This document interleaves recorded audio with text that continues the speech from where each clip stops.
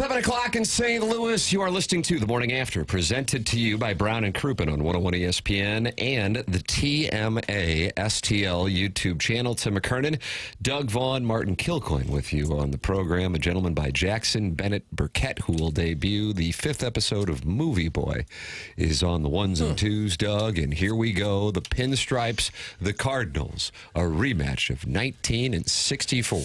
This should be the weekend where we close in on that wild card, because you know what they say about the wild card. Daddy likey. The Cardinals are only 3.5 out. God, 3.5 stop out. it. Mets, Cubs both lost again last night.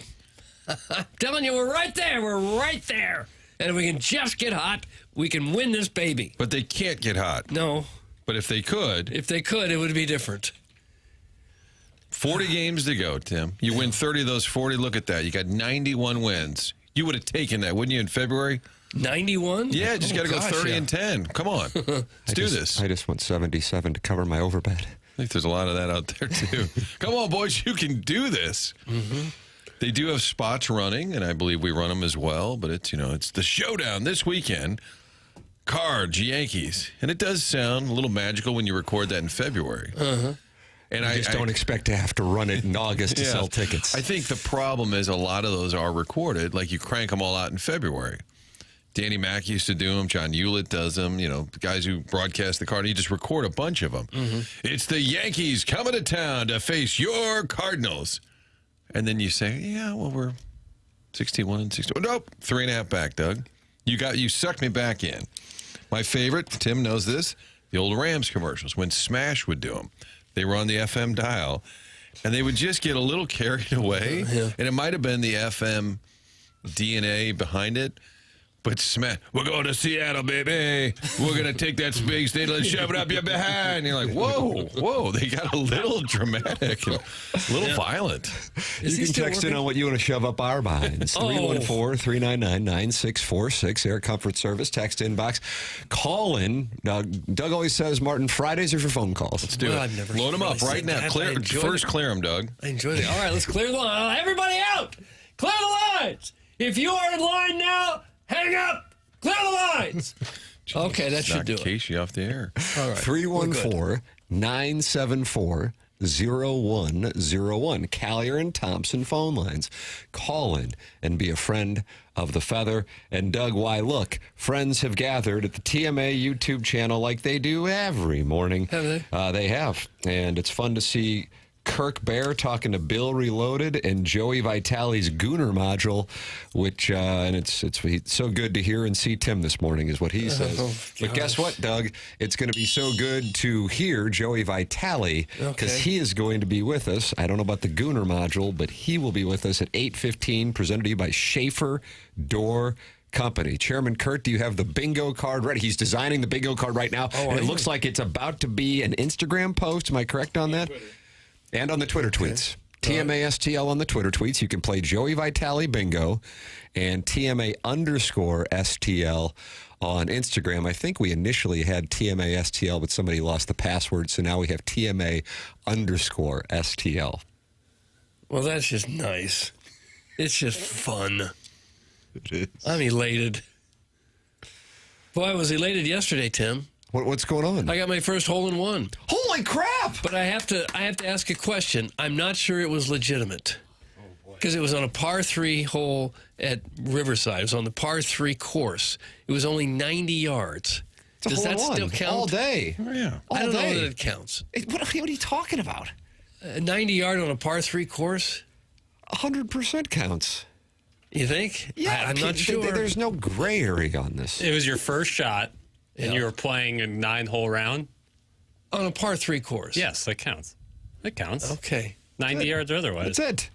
Holy crap. If you tee it up, if you put it in the tee box on your first shot, Doug, if you make put the peg in the ground. Okay. That's a hole-in-one. Good. It felt a little tainted. It felt a little tainted. Was this information? I was in the show prep meeting down the hall. No. News to me. Well, I didn't get too excited because it feels a little tainted. Why is it tainted? It's such a short hole, and it's a par 3 course. I don't know. There's probably been a jillion hole-in-ones on par 3 courses. So what? Gosh, maybe Costas was right. about you, saying you're the most self-deprecating man in America. Look at you. You got a hole-in-one and you can't even enjoy it. Well, I enjoyed it. I just thought, well, it'd be a little bit more legit if it was 150 yards on a big There's course. 150-yard holes on par 3 courses. Tim, do you only count Congratulations. Do I only count who? Sawgrass? That's the only one that doesn't count. Absolutely. Doug, way to go. Okay, Yeah, well, tip of the I'll count cap. it. Did you Okay. enjoy it in the moment? Now you're being I didn't humble know now. it went in. I didn't know it went in until But we when got you up there. found out, did you enjoy it? Sure. Okay. Were you with Nick Vaughn? I was with Nick, So he's the witness. He would be the witness, But God neither one of bless us saw America. it go in until we got to the green. Said, "Where's the ball?" I'm sure it was on the green. Oh my God, it's in the hole. What club was the player using? Pitching wedge. P-Dub. Jackson would probably be, what's that, an 8? Get out of here. Leave me out of this. Flight an 8? Well, Papers got a hole-in-one last year, right? Yeah. Yep. Where was yours? 40-yarder? That was 2 summers ago. Oh, was it really? Yeah. Legitimate hole. Yeah, it wasn't much. I mean, it was probably 110 yards. Oh. But that was my second. I have 2. Whoa. Oh. Tim, any? I have 3. Wow, look at you. Do you have one, Martin? No. Wow. No.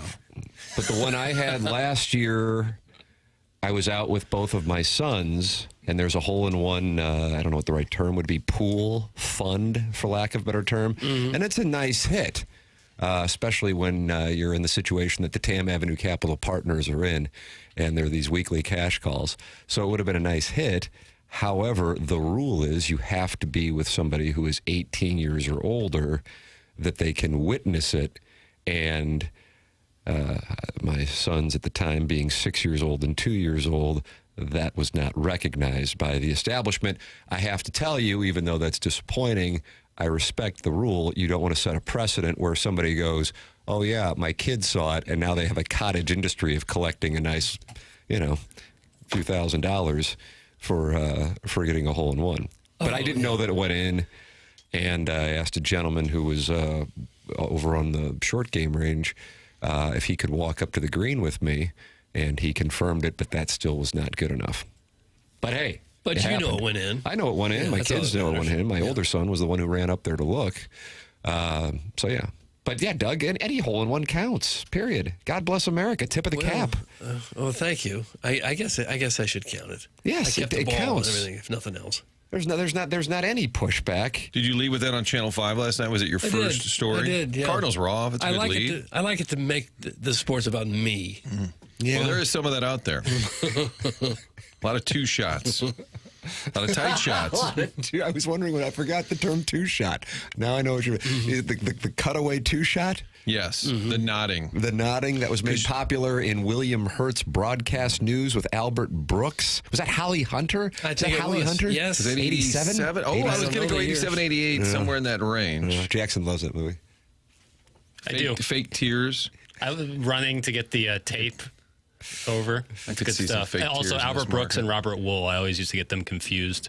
Yeah. There was a lot of truth to that movie. Fake lot of tears. It'll be Doug. reviewed on Movie Boy next week with Gareth. Gareth will be on for his 3rd episode of Movie Boy, and he loves broadcast news. Well, if I could get Jack Nicholson on for that to talk about his Oh, 45 seconds in that movie. He doesn't. he loves doing interviews. Well, he doesn't Especially do in his TV. late Famously, 80s. does not do TV. Even told Costas F no. Doesn't do TV, but maybe he's open to a podcast. Yeah. How old is he now? He's got to be. You want to take it over under? Mid to late 80s. Yeah, I You'd think be he's shocked. 88. I'll say if that's I had to a guess. tick high. I'd Say say 87. I think it's 87. Gosh. He's 88. 90-yard 88. pitching wedge. Lift some weights, Vaughn. That's from the Warson Woods Wacko, and he is not happy. Well, what else do you use? Putter. Sand wedge? I can't hit a sand wedge that far. Is that a 54 degree for you? 56? You got 58? I Or do you have like a to loft it up 56. with a 60? I couldn't hit my 56 that far either. Oh, you're so massive. Well, what would you use with 90 yards out? I would hit either a 54 or a gap, probably 54 degree wedge. Okay. But you have to understand, I'm great. Yeah, and I'm not. You're a great man. You're a great man. You're a wonderful man. Martin, what will we talk about with Joey Vitale? Is he in Paris? Do we clarify? Yeah, Jackson, has this been confirmed? We don't know. I texted him yesterday Did he confirm? during the program. Did you text him in French? Parlez-vous français? Guy can barely speak English. I texted him yesterday during this presentation, I think in the 8 o'clock hour. And I said, can you join us at 8:15 tomorrow? And all he said was yes, with an exclamation point. Wow. So I don't know if he's in Parlez-vous Paris. français? Well, I'm pretty sure he is. If he is, it would be just like early afternoon there. Yeah. And he'd be calling. And I just didn't know if he 6-7 wanted to hours. step away from the Parisian vacation with his wife to talk it over here on the Nitwit Factory. But if he wants to, God bless, the Nitwit Factory is happy to have him. Joey has blue-collar roots. And if you agree to something, you stick to it. And I think that's... How about that, Doug? I think Joey... Color roots. Yeah, that's what I Okay. think Joey subscribes to. But we can ask him. I don't know. Maybe he's not in Paris. That's right. A man's word is only as good as a man's girth. Think about His that. blue collar roots include he was actually one of the guys who laid the concrete on the Enterprise Center. How about that, Concrete Jackson? floor. Yeah. Physically did the That's a great The nugget. house that Joey built. Jackson, you were requested at 5:08 a.m. on the text line. I always like these. Tiger Warson Woods. First of all, at 5:05, he said, "Morning, boys. Can't wait till 7 a.m." Tiger Warson Woods. And then he said, "Do you think you could send me a copy of the dossier this morning so I know when to tune in?" So now people are specifically made like a Oh, they requested newsletter. a dossier? No chance in hell. Okay. Wow. Doug, was it proprietary? Did Stiefel say, hey, no, sir? Yeah, it's not. It's for our eyes, not for others. For your eyes only. Was that Barbara Streisand? Is that Barbara Streisand? Your eyes only. Roger Moore, 78-ish, 79. If it's pre-82, I can't speak on it. 80, Jackson, For Your Eyes Barbara Only. That's a Streisand, good was she one. dressed up as a boy in Yentl? With a hat? One of those weird caps. Like the crocheted hat. She was gender bending in that movie, wasn't she? We're not going to kink shame. Oh, wow. No, I think, hold on. No, I don't think that's Barbara Streisand. I'm going to get this. No, it's, Not Carly Simon. no, we're in that realm, though. It's not Linda Ronstadt. Tupac had all eyes on me. It's true. that And that wasn't- was spelled with a Z? It's not the question. All eyes on me. He didn't say all eyes on me. He said all eyes on me. I looked up Barbara Streisand for your Oh, eyes don't look up only, Barbra and then nothing came up. See, I bet we got an active text inbox anytime we bring What in. about Barbara Sheena Batch? Easton, gentlemen. I knew Sheena we were in the ballpark. Easton. Okay. Morning Train. My baby takes the morning train. What about Sugar Walls? What about Sugar Walls? I would like to hear Sugar Walls as return music. Not first I have return to tell music ya. is Glowworm for Doug. Oh, What's going on because of the hole in one? Who's the ace? Would you Thank like you new much. addition for your hole in one? What about Sugar Walls from Glowworm. Sheena Easton? Because I think there might be a double entendre, and I'll talk more about that on QFTA next week. In the meantime, you can talk about it at 314-399-9646. That is how you text into the Air Comfort Service text inbox. You call in on the Callier and Thompson phone lines, 314-974-0101. And Doug, we have Biff with 1F on the Callier and Oh, Thompson great. phone lines. Biff, you are on 101 ESPN with Doug Vaughn, who just had a hole in one, brother. Hello, Biff. Biff. Oh, hello, man. Yes, Biff. Yeah, it's two F's, Tim. Two F's, Doug. Okay. All right. That's nice. Spelled with 1F from Chairman Kurtz. That's all I can tell you. no, If it's in the prompter, I read it. Schaefer if it's in the Door only has prompter, 1F. Ron reads it. Okay. It's all good. Congratulations on the hole in one there. Well, thank you, Biff. Yeah, yeah. So what's going to be on your topics today, Tim?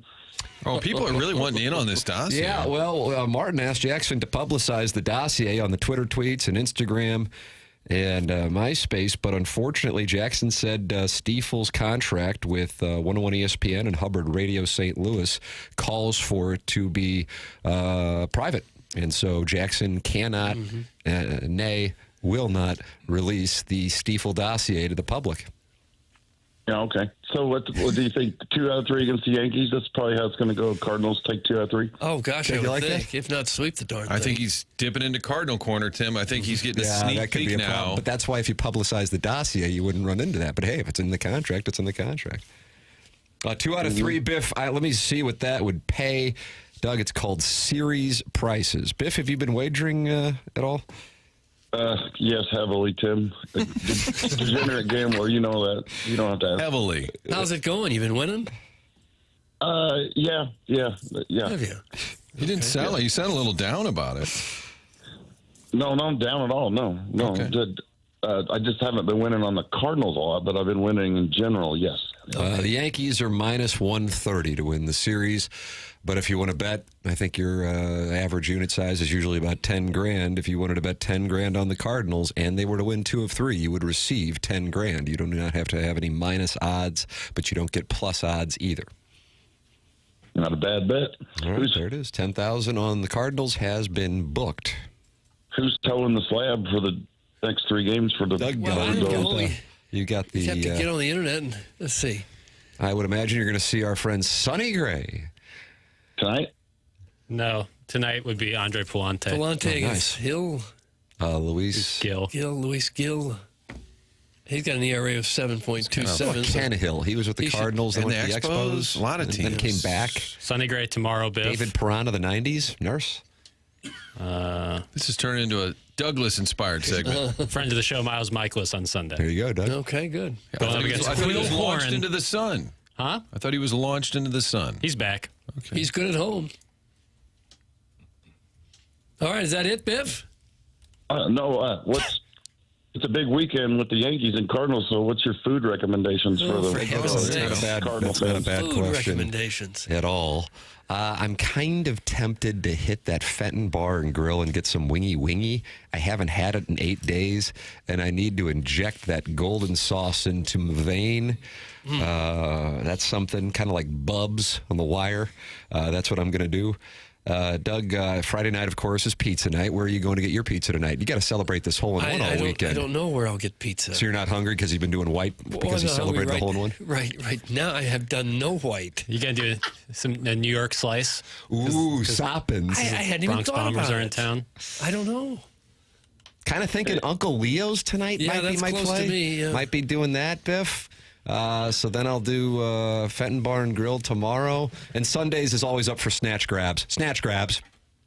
Hey, Tim. Last Friday, me and Suit Wearing Drywall Johnny, if you remember him. Suit Wearing Drywall Johnny. We did the Blackthorn, Tim, and it was amazing. I like to hear that. I know the owner, and he's a wonderful gentleman. Oh, really? Yeah, I've not met the owner, but oh my God, it was the bomb. I mean, it was just. Have you ever sat down in the place and ate? Yeah, absolutely, a few times. Play a little pinball. You got a little pinball, Martin. All right. Oh yeah, they got the AC/DC pinball machine, and they got the skee ball, and they got the shuffleboard. And they got it all, don't they? The jukebox, it's to die for. You still going to Twin Peaks quite a bit? Yeah, we do. That's our Thursday night when they have bra night. Yeah, Okay. Thursday it's bra night. Yeah. Mhm. Oh gosh. It's like that Blackthorn, thick. I like a thick pie though. Oh, do you like a thick pie? Good, Oh, good hey, spicy sauces. It's got a Oh little yeah, kick to it for sure. Spicy sauce for sure. Oh, hey Tim, and as you always say, support the sponsors. Amen. Yesterday, I was in James Carlton's office. Oh, met wow. with the man myself. I switched all my insurance to James. Wow. Oh. I got to tell you, that's a big hit for James Carlton. Wouldn't mind a little kickback on that one. Especially with this Yeah. Pebble Gate on I-95 draining me dry. Oh yeah, that was. I tell you what a gentleman he is. What He a man. is.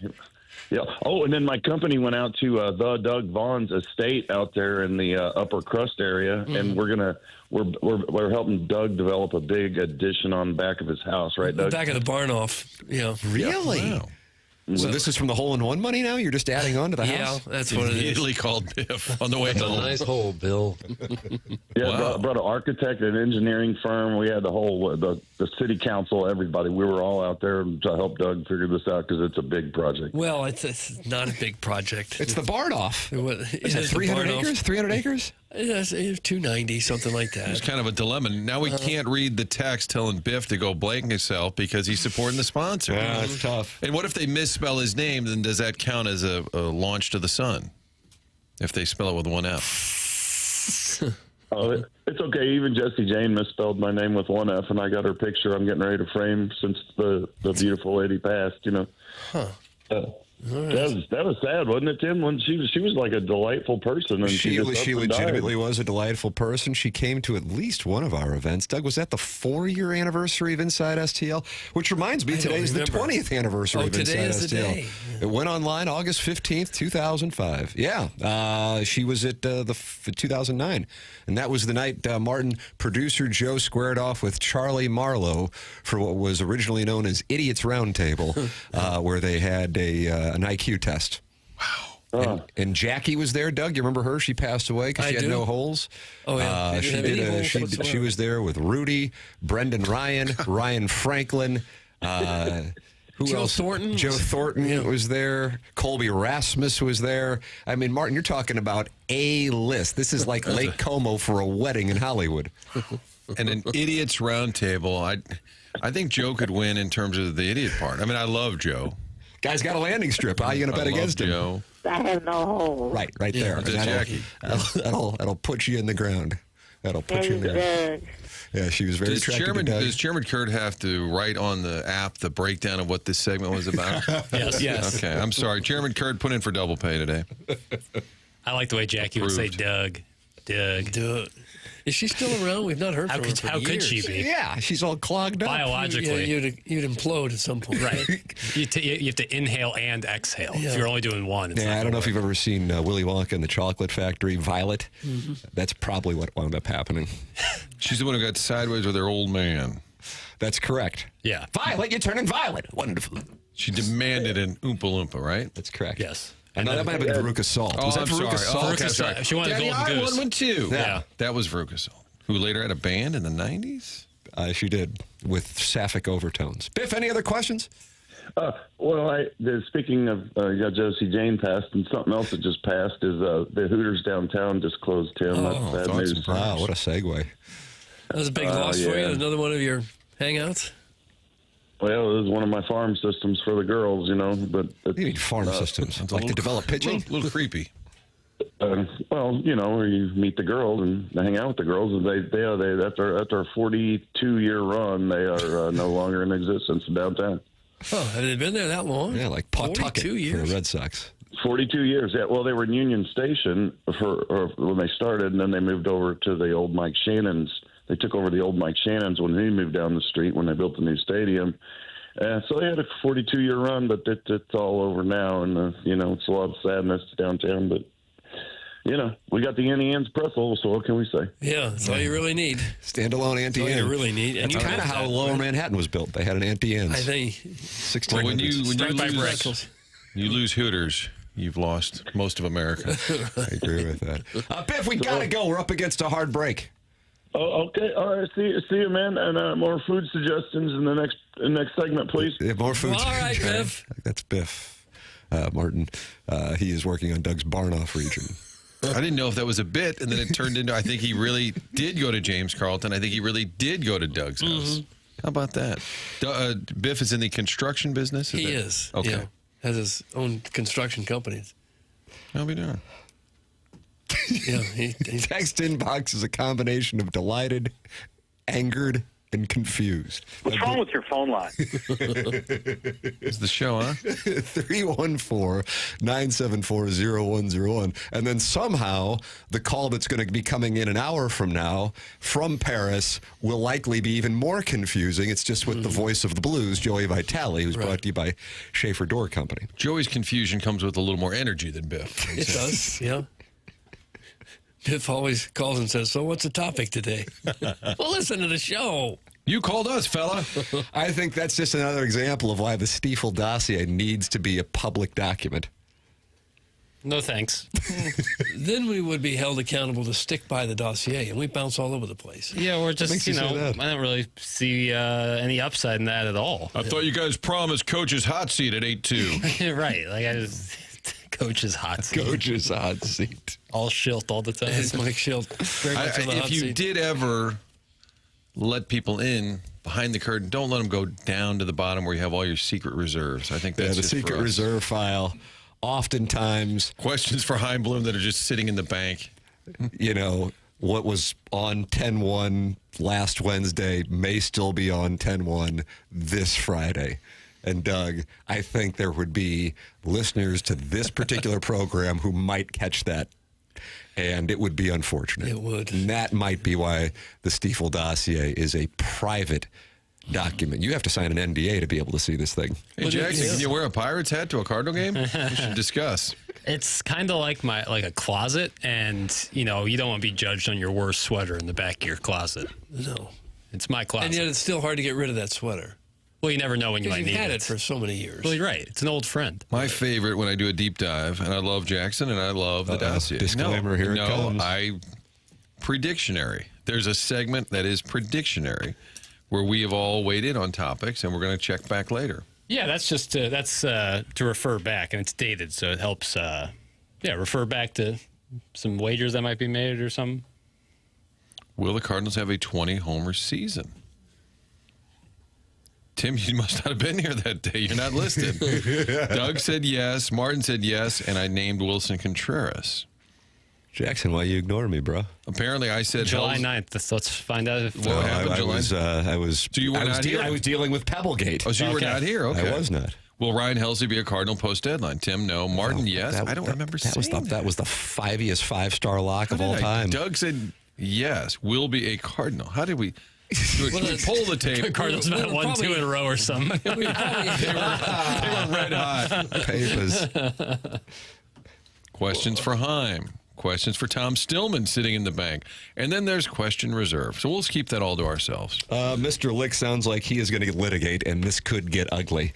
Number one, Stiefel is a public company, so I believe securities law states that Jackson must make the dossier public.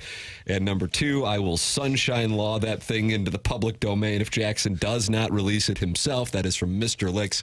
And now the Stiefel dossier is the subject of litigation. Fine by me. It's You want to basic- get nuts? Let's get nuts. It's basically just a little note taking. It's Here's what we're going to do. It's Only a you type it in a 3x4 computer. graph with like a couple pieces of audio and some goofy ass question I put down. Oh! I wouldn't say now. These guys feel like they deserve a right to that information. Well, I do think Licks is probably doing the honorable thing for the audience by sunshining. Well, yeah, like the Freedom of Information Act. Get out of here. You took down a note the other day. We want to see that thing. Do you think Colin Cowherd gets hit with this kind No. of nonsense? But don't you know his dossier? Segment 1, Cowboys. Segment 2, Yankees. Segment 3, compare the Yankees and Cowboys. That's the dossier? That is the So you dossier. were able to sunshine law that Yes. thing. I like how he sits up like a judge over his, and then his Has a higher dais? whoever his co-host is like sitting in like It's kind of the broadcast equivalent of the cuck chair. it's like where the foreman would sit on a jury. That's where he sits, and he sits. I can't hear you down there. he sits high above and like 40 feet away from the person. I don't know how all those sunshine rules work, Doug. It's been a while since those journalism courses. Yeah. But I have wondered, Missouri football will have a lot of rules. You can go live here. You can't go inside the stadium. And I've thought, what if Elliot Davis were here? This is a public institution. I thought maybe I'll bring him with me the next time and let him know we're going to go live because this is our school, baby. You'd think University of Missouri would have to answer to the sunshine laws. Yeah. So next time I need to do a live shot, Tim, at 5:20 Yeah. for a 6:30 kick, I'm bringing Elliot Davis with me and his buzzer. Elliot Davis joining Martin on his next live shot. That's coming up in addition to Joey Vitale at 8:15 on this program. However, at the moment, the Stiefel dossier is a private yet living, breathing document here on TMA. The program presented to you by Brown and Crouppen. You can watch it and join. Let's see what we got in there now. 176 people at youtube.com/TMASTL. If you want silence, you can go to the 101 ESPN YouTube chat, Doug. But if you want to talk it over with friends, it's the Michelob Ultra YouTube chat, and that's the TMASTL channel. Okay. That's youtube.com/TMASTL, because Lex Luthor's talking to Jeremy Hodge, who's talking to Big Blonde Dan. Chairman Kurt is in there talking it over with the TMA remote lamp, and old Bill Reloaded. And Tim McKernan's Meat and Potatoes also engaged in a wonderful conversation. Watch the show. I'm wearing my Sunday red on a Friday, and that means it's ball striking season. Oh, is that right? Welcome to compression. Doug, you're fresh off a hole-in-one. How many holes in one will we have this weekend? Oh, I would say 3, 4. Seriously? Who was it that got 2 hole-in-ones on one round? A Cardinal coach or something? Oh, Mike Maddox. Yeah. Yeah, he was a ball striker. Yeah, it must have been. I think he got one during the NLCS when the Cards kind of shut it down. And Against he played the Natitude? played in D.C. I think that's right. I think it was right before like Game 4, and everybody's like, "Oh, you got to." And he's like, "Yeah, we probably shouldn't talk about it." He's out. knocking the ball around. Cardinals kind of shut her down. Martin, the last comment in the Michelob Ultra YouTube chat is from a gentleman by the name of Sam Mother. Doesn't Chaffetz have $350 million to buy the Connecticut Sun? So they want to acquire WNBA teams in the Michelob Ultra YouTube chat right now. You can talk that over youtube.com/TMASTL. This is the Morning After, presented to you by Brown and Crouppen on 101 ESPN and the TMASTL YouTube channel.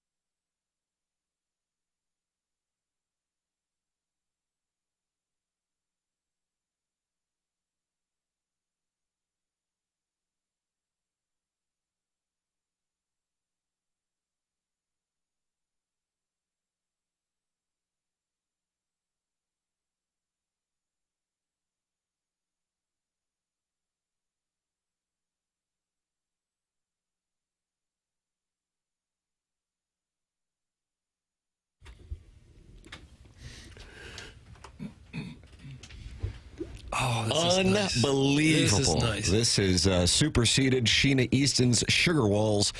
And the reason you're hearing the Mills Brothers on 101 ESPN and their signature hit Glowworm is because our friend and co-worker Douglas Elvin Vaughn aced number 7 at Riverside yesterday. Par 3 course. Playing 215 into the wind, and No, it was 90. a 7-iron? 90 pitching wedge. Okay. I don't think he even got all of it. But I wonder how many golf holes I've played over the course of my life before it finally happened. Gosh, it's got to be a couple thousand, wouldn't you think? I would say the hole-in-one is a luck thing more than a skill thing. To get it close is skill. To put it in is luck. There's some guys who are great players who do not have them, and you just got to run. You just got to run it in. Doug, you know what I say? What? Tighten up that shot dispersion, and your time will come. And it looks like you have decided it is time to tighten up your shot dispersion. And guess what? Your time came yesterday in Fenton, Missouri, brother. And when you say tighten up your shot dispersion, that means just generally hit the damn thing straight? No, you might want to, ride the hawk in from a right to left and take that pin location out of play and then just let it trundle that's not happening. toward the pin. Right to left is not happening. What about the oscillation of your ball?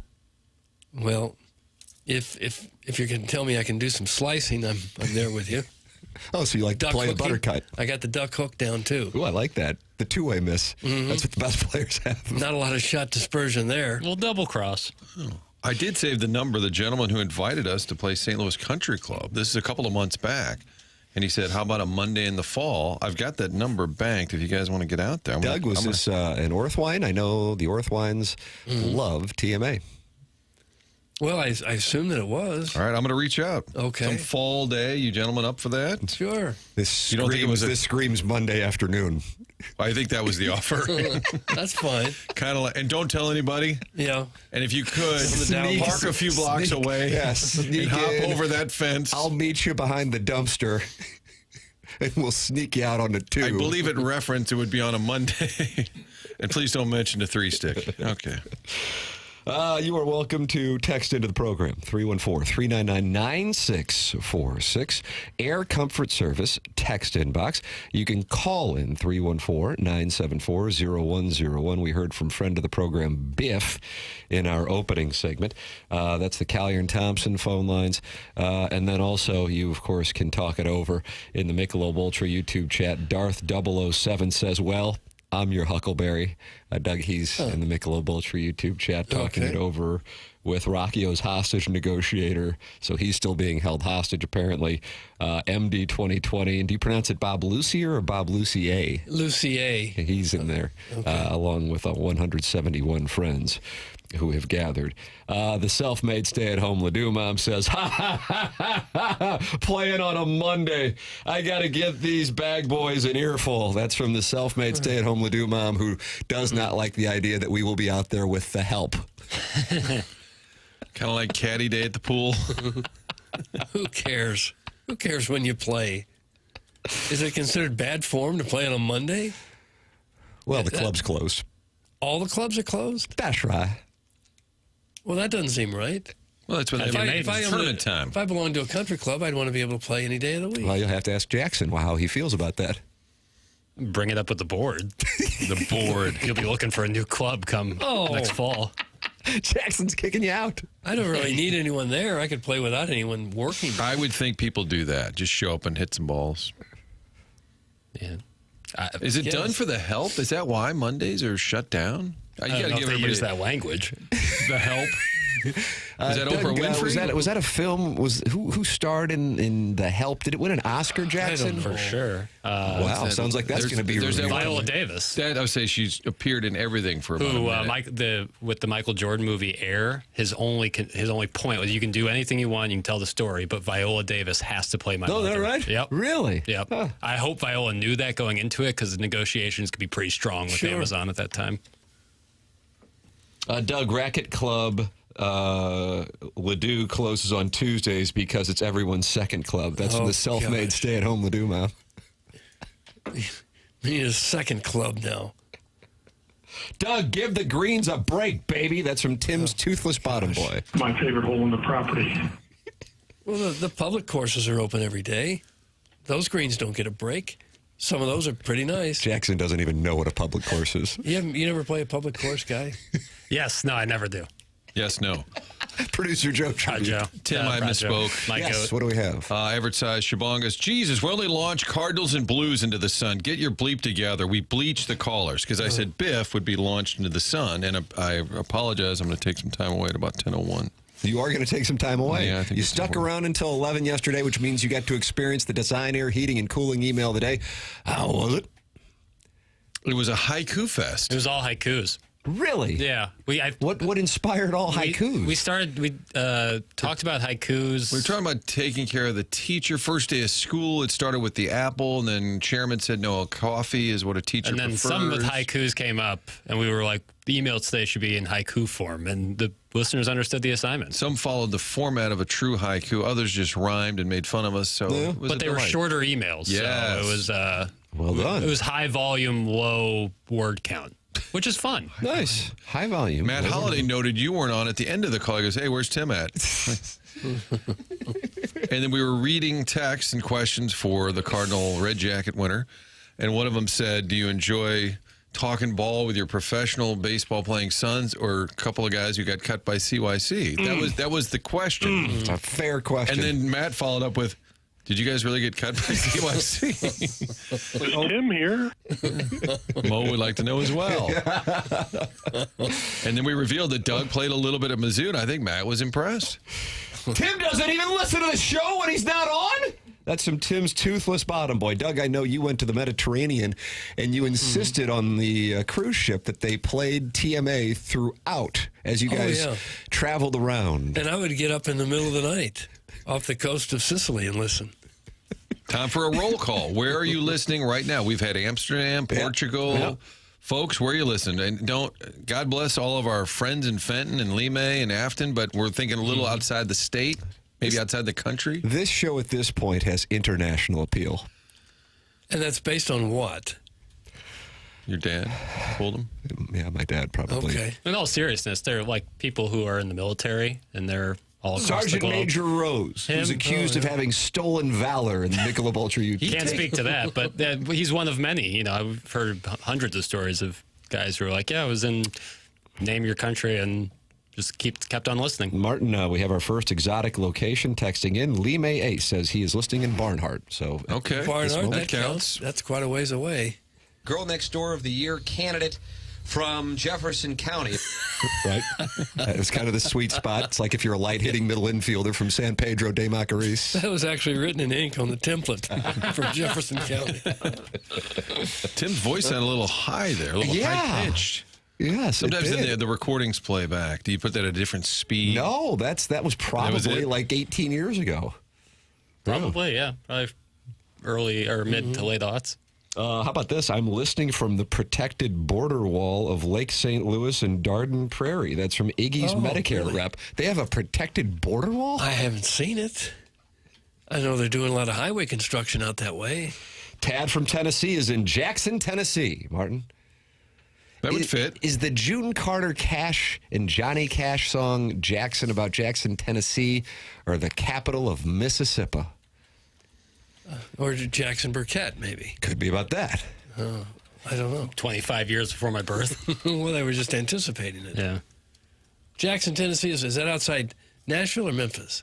It's Germantown that's outside of Memphis. Yeah, that's for sure. Jackson, Tennessee is in Madison County, 130 miles southwest of Nashville, Tennessee. Oh. How about this? Mr. Nipples is listening from Rio de Janeiro, Doug. Ooh. Mr. Nipples is in Rio. But can you believe it? What? I mean, he could say anywhere, right? What do you mean? Well, you just ruined the game, Doug. Oh, and we well, wanted people to have okay. integrity. Well, I don't have a lot of faith in a lot of these people. Okay, we'll take it. He's here. What about when they send in pictures of their wives? See, here's a guy who's listening from Bangladesh. You know, I just don't buy it. You're not buying that? No. Maybe he's got a sweatshop. So it's probably Barnhart, and that's Yeah. as far. Okay. Well, it's In unfortunate. our sweet spot of Lime. I'm listening from a third world country. It's called Lincoln County. That's from the convex piece of Tim's skull. The skull has its own email account? Yeah, I think so. That piece that fell off during my delivery. That's what texts into the program at 314-399-9646 or call in 314-974-0101. That's how you can get involved, or you can just talk it over with other TMA listeners like Sam Mother and old Jake in St. Genevieve and John Scores at youtube.com/TMASTL. That's how you can participate in the program, along with the Design Air Heating and Cooling email today, which yesterday was a haiku format. A lot of them, yeah. The morning after at InsideSTL.com. Design Air is online at designairservice.com. Doug, let me take a look here because I have a feeling this forecast is up for snatch grabs.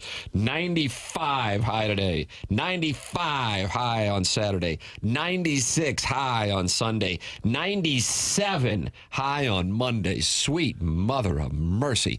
If you have an air conditioning issue this weekend, all you do is go to designairservice.com, and now you're going to be working with Design Air Heating and Cooling, the longest-running sponsor on TMA, going back more than a decade. That's Seth Goldcamp and his staff. Doug likes the Silver Fox Larry. But was delighted to meet Steve this past weekend when his air conditioning went out. They are online at designairservice.com. Martin is a client. Doug is obviously a client. He was working with Steve this past weekend, and I am a client as well. It's Design Air Heating and Cooling online at designairservice.com. The program's called TMA. It's presented to you by Brown & Crouppen on 101 ESPN.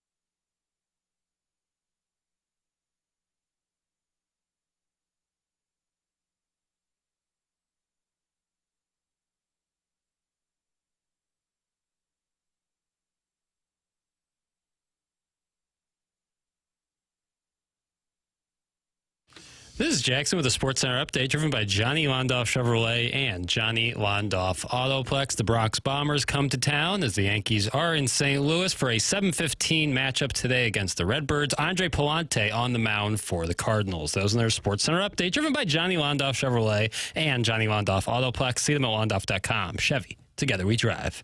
Are you kidding me?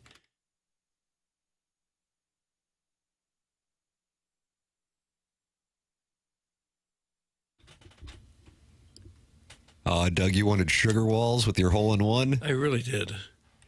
Here is Sheena Easton. Okay. Scottish? Am I right on that, Martin? Scottish? I believe that's right. That sounds right. And Scotsman Rod Stewart is in St. Louis this weekend, and he's going to drop by the studio to do the exit poll coming up in the 9 o'clock hour, assuming Joey Vitale's done with his thoughts from Paris coming your way at 8:15 on the Stiefel dossier, which once again, despite Mr. Lix's efforts, is a private document. Jackson, have you ever reviewed So I Married an Axe Murderer with the great Mike Myers? Mike Myers. Isn't that where he does? Is that Nancy Travis, Doug? Nancy Travis? Talks in Scottish. Doesn't he do accents? slam poetry in that too? Yes. Yeah. But Little his intense. his dad, played by Mike Myers as well, just Right. screams at him all the time and says, "If it isn't Scottish, it's crap." Yeah. And there's a lot of Rod Stewart references. Right. And then Right. Stephen Wright, the comedian known for his droll delivery, is the pilot. Yeah, and what's his name? Really funny More guy. specific. Phil Hartman is in that movie as well. Who taken from us way too young. How about Texas Chainsaw Massacre? Did you ever review that one? Review it, but I've seen it. Yeah, Just Is horrendous. it scary as a hawk? it's a very seminal horror movie. Doug, I don't understand these words. Just use Can we regular just words, could talk you? to meat and potatoes people out there? It's a very important. Important. Why couldn't we horror just said movie. important? Doug, It's a how guy- did it impact your life? It's a guy running around with a chainsaw and they're cutting people up. And one of the best lines was, "Grandpa makes the best head cheese." I said, what the hell? They're cutting people's head up. Leatherface. Yeah. Yeah, I mean it's a very important. And that's based on a Why true story. important? They always say that. That felt like Oh, marketing. hell no, it wasn't. No, it felt like Just marketing. a stupid horror A movie. lot of the Brazzer scenes I get, they say it's based on a true story, and I got to Right. tell you, it helps. It really does. Tim, Doug, you want an update on the folks where they're listening? Oh yeah, Dupo, Illinois, home Nice. of Mike Kelly, I believe. Warrenton, Missouri. The Bangladesh one is in question. Arlington, Virginia, here on business. East Alton, Trailer Park in Frontenac. Is that still there? Kansas City, Mo. I thought that was in Huntley. yeah, I know. Well, Huntley wanted Jackson more would know. trailer parks. Fort Worth, Texas. Cottleville, Walking the Dog in Swing Haven. Sounds like a text inbox name. Beautiful downtown Highland, Illinois. That's the Laportas, friends of the show, are there. Doug, I'm at your mom's house. That's terrible. Oh, Somebody said they're in Doug's Wow. backyard. Somebody said Wow. they're in Doug's basement. Wow. Listening in Dallas. It goes on and on. Occupied D.C. Banff, which is the beautiful spot outside of Calgary. Vatican City. Again, if you can, vet some of these with photos, please. I know we have a good amount of people who listen in Vatican City. Cardinals. Correct. Yeah, they're visiting St. Peter's Basilica, and then they live stream this. this is a very important show for men of the cloth. Listening in Houston, Texas, former KMOV employee, co-worker with Doug. It's the first time they've texted the show from the 618. I'm going to need to know Is a this little Houston more. or Austin? Who would that be? Houston, Texas, former KMOV employee and co-worker. Doug, is that Courtney Bryant or is she in Atlanta? I don't know. 618, if you would, not for air, but we're just curious. Yeah. Who are you? It's doc season on this show. Welcome. TMA 101 ESPN program presented to you by Brown and Crouppen. Well, Martin, this is a program known for breaking news. The Warson Woods Wacko is reporting Sam Horn starts a week from Thursday.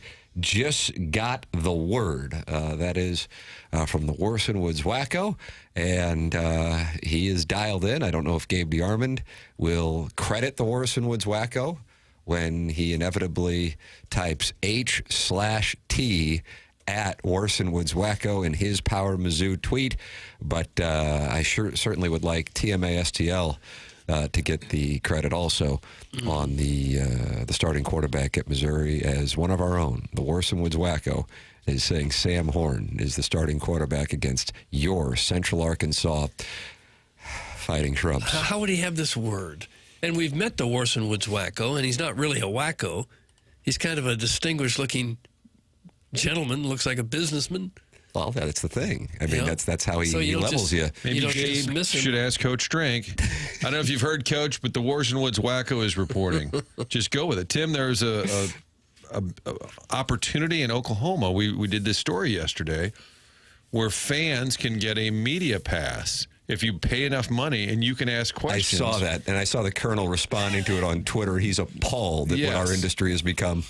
But we really kind of enjoyed workshopped it live on the air, and we thought it would be rather entertaining if they came in and held them accountable. It would be two things. They'd either be drunk and mad, or they'd be sycophants. Way to go, Coach. I know it was a tough loss, but you keep fighting, Coach. Yeah, the plan would be to be tough and cool, and then when Melt. actually having to ask the question, oh, so you coach just keep fighting out there now? Okay, tell the boys we said good luck. Don't you like always tell them good luck? Tell him good luck. Think you could get me tickets for next week, Coach? Well, if you're sitting in there in the Oklahoma athletics department, you're like, these people are paying north of $600 to stand in the press room and not ask a question, or if they do, wet their pants while they do And it, the SID goes to them first because they're a booster. like Cal May. Yeah. We're going to go with, sure. The guy in the cowboy hat over there looks to be a legit member of the media.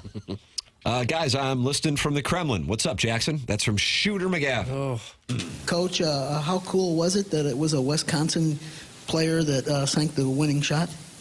Well, they're all Wisconsin players. yeah. That was your first question, and that'll do it for the press conference. Where do you go from there? Drinkwitz was on Finebaum yesterday talking about how he is a Swiftie. I'm sure you guys loved that. LOL. That's from Jake in St. Genevieve in the Michelob Ultra YouTube chat. We do have some Eli Drinkwitz on Paul Finebaum talking about his love of Taylor Swift. Doug, would you like to hear it? Because Taylor Swift was on New Heights podcast with Travis and Jason Kelsey. Have you had a chance to enjoy that No, yet? I haven't had I've a seen chance. some clips in my TikTok, but I have not sat down to watch the entire interview. But here is Eli Drinkwitz talking with Paul Finebaum about Taylor Swift. It's like a game of mushroom ad-libs. Oh, We could do a whole podcast on that. It might rival Travis and Taylor from last night. Yeah, I got home late last night from practice, and my wife was in bed listening to that podcast. I'm like, man, I got to get some sleep, and instead I'm listening to Taylor Swift describe her new album and all the names of what is it, Life of a Showgirl or something? Yeah. Show something. Anyway. Well, I've talked to you about music before, not to change the subject, but if you're not a Taylor Swift fan, it's not advisable to admit it publicly. But I know you. Oh, I'm a Taylor Swift Okay. fan. Last year actually surprised my 7-year-old with tickets to the Eras tour, and we went and watched them. Took the whole family and went and watched her perform, and it was an incredible performance, and they absolutely loved it. So I've got to be a Taylor Swift fan with 4 daughters. okay. There's some play in the trenches. Nice of him to take the family there. Paul Finebaum's 70? I didn't know he was that old.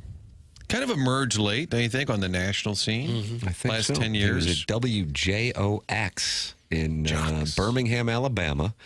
And I would guess, and tell me if I'm wrong on this, I would guess the War Eagle Roll Tide, and I don't know if it was a 30 for 30 on ESPN, but I think that played a role in helping launch his stardom. And in particular, the calls that would come from the Alabama fans and the Auburn fans. And then I would tell you, Doug, once that happened, when Al in Dadeville, whose real name was Harvey Updike, called in to announce that he had driven down to Auburn to poison the tree at Toomer's Corner. And then that wound up becoming used in court as Harvey Updike then served time and said, I just got too much Bama in me, Paul. Right. That's what I say in my post on Tiger Board. And that came from the Auburn player coming off the bench, tackling an Alabama player, right? And said, I got too much Auburn in me. That famous play where the guy came off the bench and made a tackle. I thought that was Woody Hayes. No, you can. There's a video. You can see it on YouTube. Was that in Texas? Might have been a bowl game or something. I thought that where was an Auburn Texas. player came off the bench. Somebody's running for a touchdown, and Auburn had a guy come off the bench to make the tackle. Just wanted to get in the stat sheet, Tim. Yeah, and Just after the game- desperately wanted to make a play. And after the game, he said, I just got too much Auburn in me. I didn't know that. What would Woody Hayes do, though, Doug? Thumb thrust right to the throat. You intercept one of my passes, I will give you a thumb thrust to the Adam's apple. And coaches were allowed to do that at the time. Apparently so, because he did it. Little banty. Is that fair? But that is the way, like, I wish football players, like, oftentimes you see football players punch the helmet of another player. That's Never got that. so silly. Woody Hayes had it right. You got to take the thumb and You got to get right, under the chin right up strap. the gullet. Well, he was a veteran. He knew the ropes. Paul Finebaum went to CBC High School in Memphis. Same as Tim McCarver. I have a lot of friends who went there. How about that? Seriously? You got a lot of friends who went to CBC in Memphis? Mm-hmm. That happened. A lot of friends at Mizzou, Mizzou? from Memphis. If you're a big athlete, I think that's where you go in Memphis. Talking to Jason Mott last night back in town. He's the baseball coach at CBC. Oh, is it? Memphis. Oh, is that right? And I said, is the field named after McCarver or anything? He said, no. Somebody wealthy bought like the naming rights a long Right time. out from under McCarver. So Doggone it. I don't think they have any McCarver shrine. Here is Alan Dadeville texting in, Doug. And this Alan Dadeville is a native of Georgia, and why he loves those Bulldogs. And he says the success of Bama helped his national status. R.I.P. to the real Alan Dadeville. Fun fact, a few years after the call and court dates over the tree poisoning, Harvey got arrested for getting into a fist fight at a Lowe's. He was indeed a national treasure. That's Alan Dadeville talking about Alan Dadeville and his phone call to Paul Finebaum, in which he implicated himself in poisoning the tree at Toomer's Corner down on the plains, where Missouri will take on War Dam Eagle this October. Hello again, everybody. And the tree died, right? That's right. Did they plant another one? That's right. And they still put toilet paper all over it after a significant War Eagle win. Right. How unhinged do you have to be to poison a tree? I wonder if he was on a message board. Probably not as unhinged as you have to be a coach to punch someone in the throat after he intercepts a pass. Yeah, what makes you more unhinged? I think Driving the coaching. down to Auburn to poison the tree, or thumb thrusting a player as a head coach? In the throat. That's more unhinged. See, I think that this is what is unique to college athletics, and I think it's one of the reasons why I love it so much, because it's real professional wrestling, and I don't even know how sure I am that it is real, but it's real professional wrestling with the storylines. But even I think the people in the stands at many WWE events recognize what they're watching. Doug, is it kayfabe? Is it kayfabe? I think so, yeah.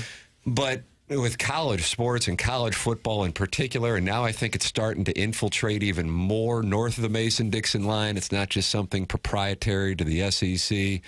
No matter what, there is a guy right now who in his particular campus is a god that by the time Labor Day rolls around, they'll want him fired. And it's a magical thing to watch. So mark my words as I sit here, Doug, on August 15th, 2025, that by September 15th, 2025, there will be a coach who many will think will be the National Coach of the Year who will be on the hot seat. And if you just look at the schedule, it's inevitable. It will either be, I can tell you one right now, Dabo Swinney in Clemson or Brian Kelly at LSU. If Brian Kelly doesn't win at Clemson, hot seat festival. Mark my words. Right there alongside Mike Schilt. That's right. Brian Kelly and Mike Schilt. Hot seat. Well, there are 8 tiers for college coaches, Tim. I don't know if you're aware. We went through the 8 tiers yesterday. And then last year, we figured out Brett Bielema was on the up-and-comer list last year. And we said, but he'd been coaching for 2 decades. This was a deep dive Jackson had, right? Were there 8 tiers? He wasn't on the up-and-comers list. I thought a year ago he was, and we were laughing about that.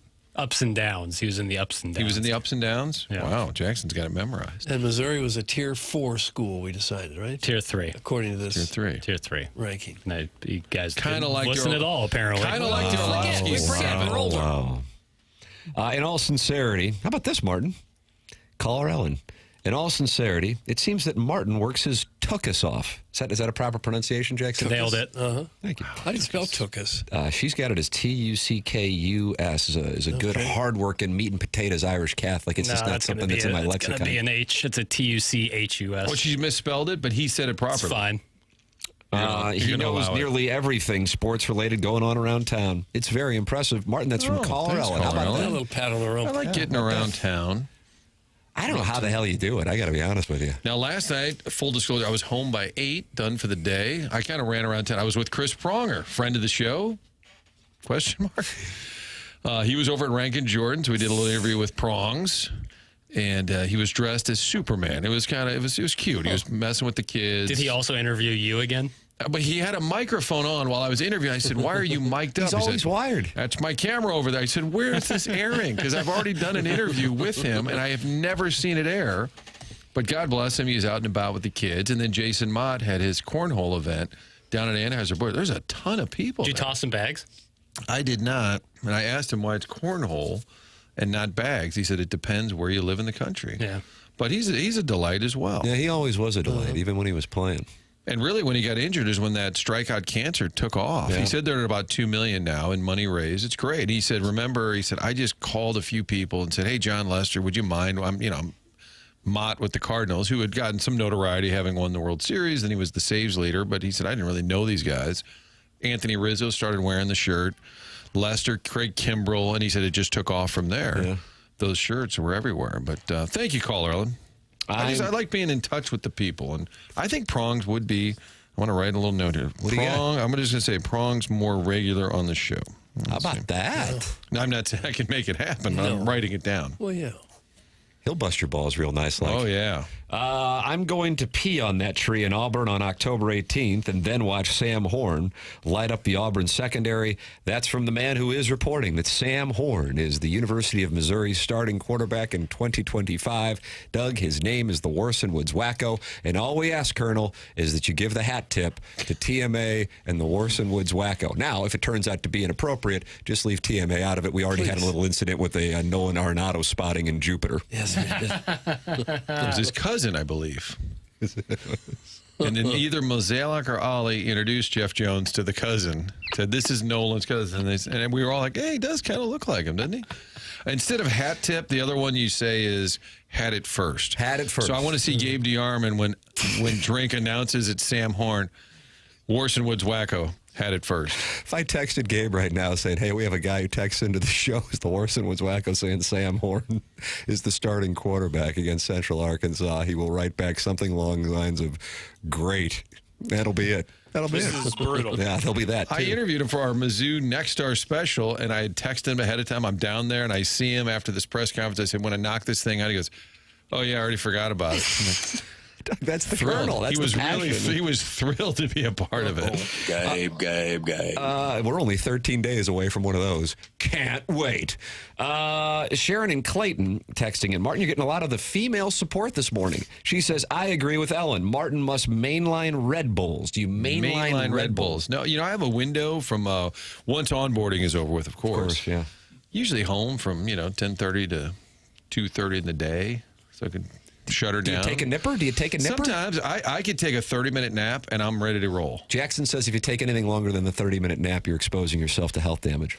What? But you got to shower after, no matter what. Damage. What? Well, not health damage. You just might be groggy.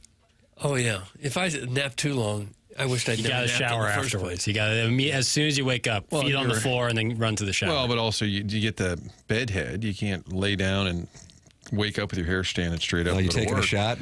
Well, sorry. So you get in the shower. But middle of the day, it's the sweet spot. My wife and I will go for a walk, take a little nap, and especially the kids are back at school. God quiet. bless the kids. Oh, Love 'em. afternoon delight season, huh? I'm saying the middle of the day, it's so quiet at the house. Nobody's needing a ride anywhere. Hey, I want to go to Billy's or Susie's. Can you walk? They live 10 miles away.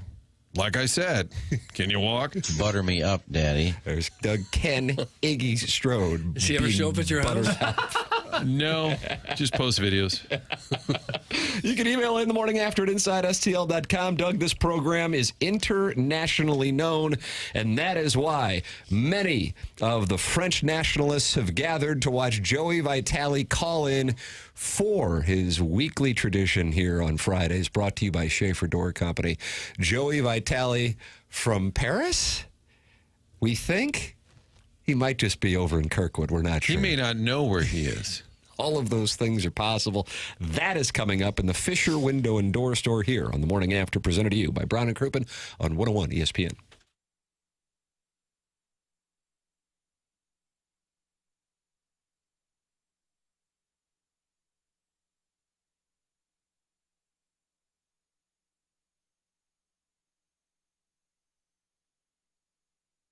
IGotFloored.com. That is the website for Michael's Flooring, family and locally owned for over 30 years. Michael takes great pride in helping and making sure his employees are happy and make a great living, because he knows that if he has happy employees, that is going to transfer over to happy customers. Michael's passion is flooring.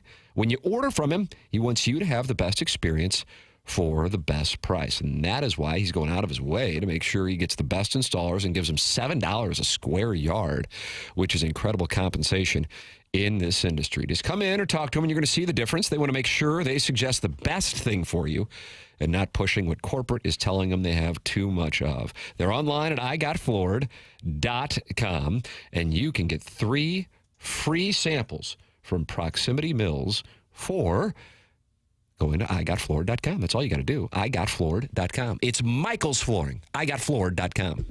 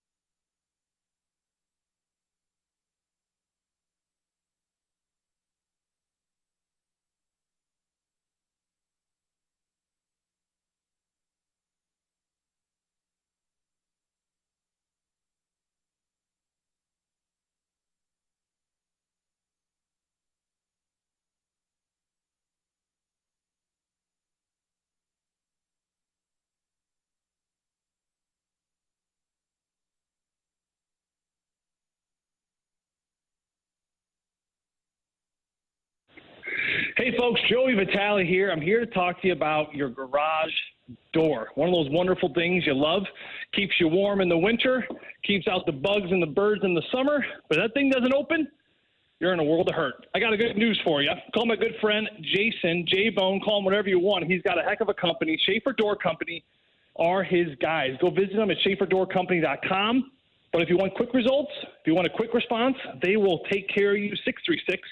636-782-3608. There is no job too big, and they will take care of all your personal needs. Schaefer Door is a quote paid master, authorized dealer.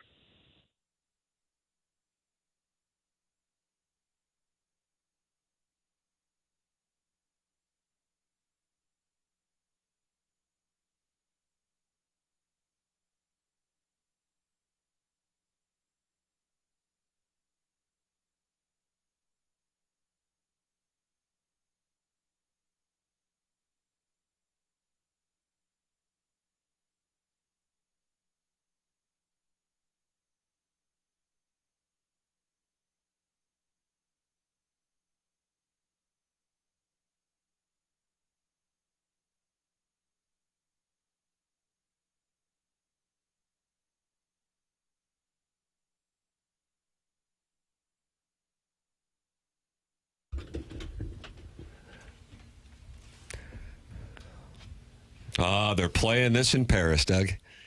Well, you would hope. Why wouldn't they? It's a banger. You ever been to Paris? Sure. Say Sure. How many times? You think anybody from the 63109 has ever been to Paris? I don't know. Probably. Where is it? Are you the rare par 3 course at Riverside and Paris appearance? How about that bingo card? Yeah. If you go to Europe, you have to go to Paris, right? You go I've to never London, been to Paris. Europe. I've never been. Well, then you need to go. It's going to be tough Aren't you now, going to little Ireland? kids. Exactly right. Soonish? For my parents' 50th wedding anniversary, we got them a trip to the Ryder Cup in 2027. Doug, that's at Adair Manor in Ireland. Oh. So that'll be the first time that I will travel overseas. My mom has not been on a plane with me, a plane period, since she was pregnant with me, and there was a bomb threat on the plane, and that was enough for she's her. done. So she will be driving through the Arctic Circle and then heading back down to the Republic. No, you can't. You can't. And she's going to drive to avoid Europe. Northern Ireland just in principle. That's a family thing. Okay. Is Joey Vitale on with us? Yeah. Ladies and gentlemen, welcome to TMA 101 ESPN from Gay Pays, the pride of the South Side County. Joey Vitale. Good morning, Joey. Hey, Tim, how are you? Can you drive past the Arctic Circle now? Does Alaska still connect to Russia? I think if you're going to go to Ireland, you go through Alaska. It's 55. Apparently it used to. Yeah, it's I-55. Yeah, 55 And through then that goes into Patagonia. You go past Sarah Palin's house, and then you go over to Siberia, and then you take I-55 over to Ireland. Yeah, that's a heck of a way. I feel like more danger can happen in that route than I didn't know it connected. I mean, obviously was it called Pangea? Doug, was it called Pangea when every continent was together? I think so, but it's not connected anymore. It got the buried straight. I-55 connects it. It doesn't. Alaska's not connected to Russia anymore. Yeah, I don't think so. But you know what? It was at one point, because that's how animals. It's fascinating. They found fossils. This is great. Before we get into it, this is great. We get into what? They kind of looked into like this world map back in the day. I forget what the guy's name was. He was a brilliant guy, but he looked at they mapped everything out. The Romans. Here's the Romans. Romans were the first to discover the map. They're like, we got to come up with some sort of freaking idea of what kind of land and where does the ocean meet, and how are we going to conquer the world if we don't know where all the continents lie? So the Romans, at least my grandpa, Caesar Vitale, everything was rooted in the Romans. So this may actually be the Greeks. I have no idea. But according to him, it was actually specifically the Sicilians. They were the smart ones. That you take a wagon and you basically, come here, girl, and you get the horses going, and the wagon goes slowly, and you basically go around the whole border, and you just watch this freaking wheel and go in circles. And they put like a dot on the top of the wheel, and every time that dot comes back to the top, they would mark it. So, of course, everyone in my good CBC education, Marty, you know this, the circumference of a circle. You measure the circumference of a circle, which is the roundabout, which is the whole outside. And you measure that. So let's say it's 5 feet. So every time it comes to the top, you measure 5 feet, 5 feet, 5 feet. You keep going.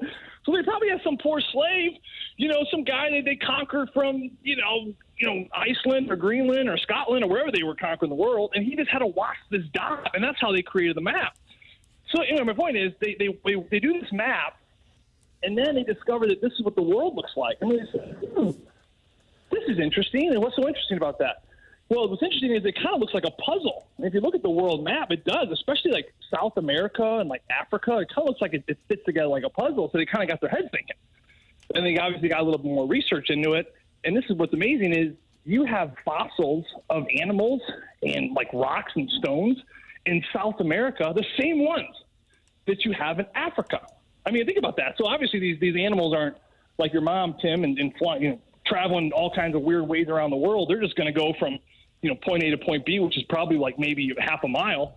But the same animals, fossils existed in South America and Africa, which of course proves, I guess you can't really prove a theory if it's a theory, but it does prove this idea that the world was all connected into one big mass at one point. How about that, Doug? Yeah. And Tim, your mom can take a ship from New York to Dublin, might take up to 7 days. So if she doesn't want to fly, you got to get her to New York when first. we presented the gift to my parents, we gave that option.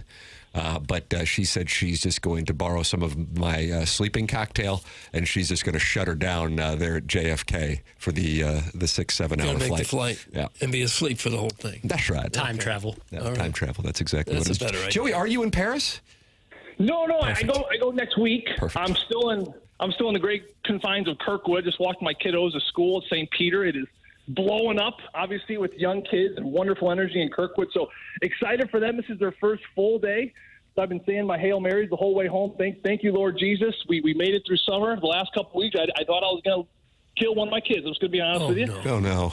Yeah, we made it. I got plenty more, so it's not a huge deal. But we made it. We've got plenty more. Oh, no, I go next week. So next Friday, if you guys want to still rock this thing, yes! I'm going to get to the top of the Eiffel Tower. I'm going to find a way to get up there. You're going to call us from the top of the Eiffel Tower? Here's a fun fact. So Gustav Eiffel, Gusti, I don't know how you say it. I got to work on my French. The French are funny. French, they're like hock and a loogie every time they talk. Like, yeah. It's like one of those weird, Bumblebee tuna things from Ace Ventura Part 2. But they're always hacking something, so I got to work on my French. But I think it's Gusti Eiffel. He made this doggone weird-looking thing, and it wasn't really popular. You look at some history books, you read about the Eiffel Tower. He did it for this World Fair that was coming to, obviously, Paris, and he made it, and people thought it was really, industrial-looking and clunky. And, of course, now it is a massive monument known all around the world. But there is, a cool little apartment. And I don't even know if you can get up there. But he would host people. It was like an apartment with a table, and, he had, a little terrace. So, again, I don't know if it's open, but he would house people famous people around the world. I know Thomas Edison had lunch up there with them, the guy that invented electricity. So all that kind of good stuff. Yeah, he's pretty fascinating up there. I don't think you invent electricity. I think you do. I think you discover that. Are we splitting hairs now? Doug. Potato. Come on, Doug. Give me a break. Okay. Really disappointing, Doug. Really disappointing. Joy, none of my teachers at CBC told me he invented electricity. So to me, that's gospel. There you go. Joy, none of my business, but it seems a little odd. You're going to Paris while the kids are back to school. Maybe knock that out in the summer. None of my business, but, who's watching the kids? See, Marty, this is why you're so short-minded. Thank you. This is where you're the third wheel on this huge, awesome team. You know what I mean? You need Doug. Oh, wow. The power rankings Shot at Jackson. I thought it was fourth. Wow. Marty, come on. No, with 5 kids. You want to go when they're in school. I understand that. Who's watching your herd? Yeah, that is a good question. The chickens watch them? Yeah, they're in charge. No, guys. Although I got No. Kerber. No, when you have children... No, heavens no. When you have children, you got to think, okay, where is this help coming? You ever see that? You ever see that movie Problem Child? Remember that little redhead kid he was a troublemaker back in the day? Doug, was that Michael Richards who starred in that, and then he did some stand-up comedy? I so wish I could help you, but I just critical don't know. acclaim. Yeah, it was like Letterman to apologize. Yeah. Anyway, his parents. Who's watching the kids, pal? He's explaining it. Michael Richards. He was getting there. Some redheaded kid is watching your. I've never seen a guy ask a question and then interrupt the guy who's trying to answer the question. Well, it's almost a necessary evil with the Joey call. So my point is, with Dennis the Menace. Remember that scene from the movie? It was and they play that song, "Don't Hang Up." Boom, boom, da da da da da da. Don't hang up. They're trying to find a babysitter for Dennis the Menace. What I found is that when you're looking for help to watch 5 kids and 30-plus chickens, 2 dogs, and a fleeting bird which hasn't come home yet, you need to give them a break. They need rest, right? You can't – the summer suicide, right? Because they come over. My mom, my poor mother, she can't do this all day, every day. So at least there's a routine. They wake up, they go to school, you have a little bit of a gap in the middle of the day, and then you're kind of fired up for the evening. So our thought process behind it, Marty, to answer your question is we're thinking about the help. See, look at me, thinking of other people. Pretty good guy.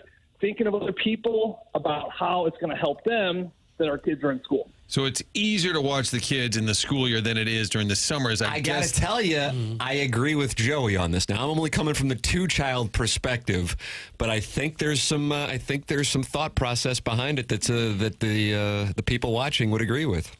Yeah, I mean, it's pretty simple because, you ask my mom, you ask my mother-in-law, you ask babysitters, hey, you mind watching our kids for 5 days? Okay, what's their next question? What does that entail?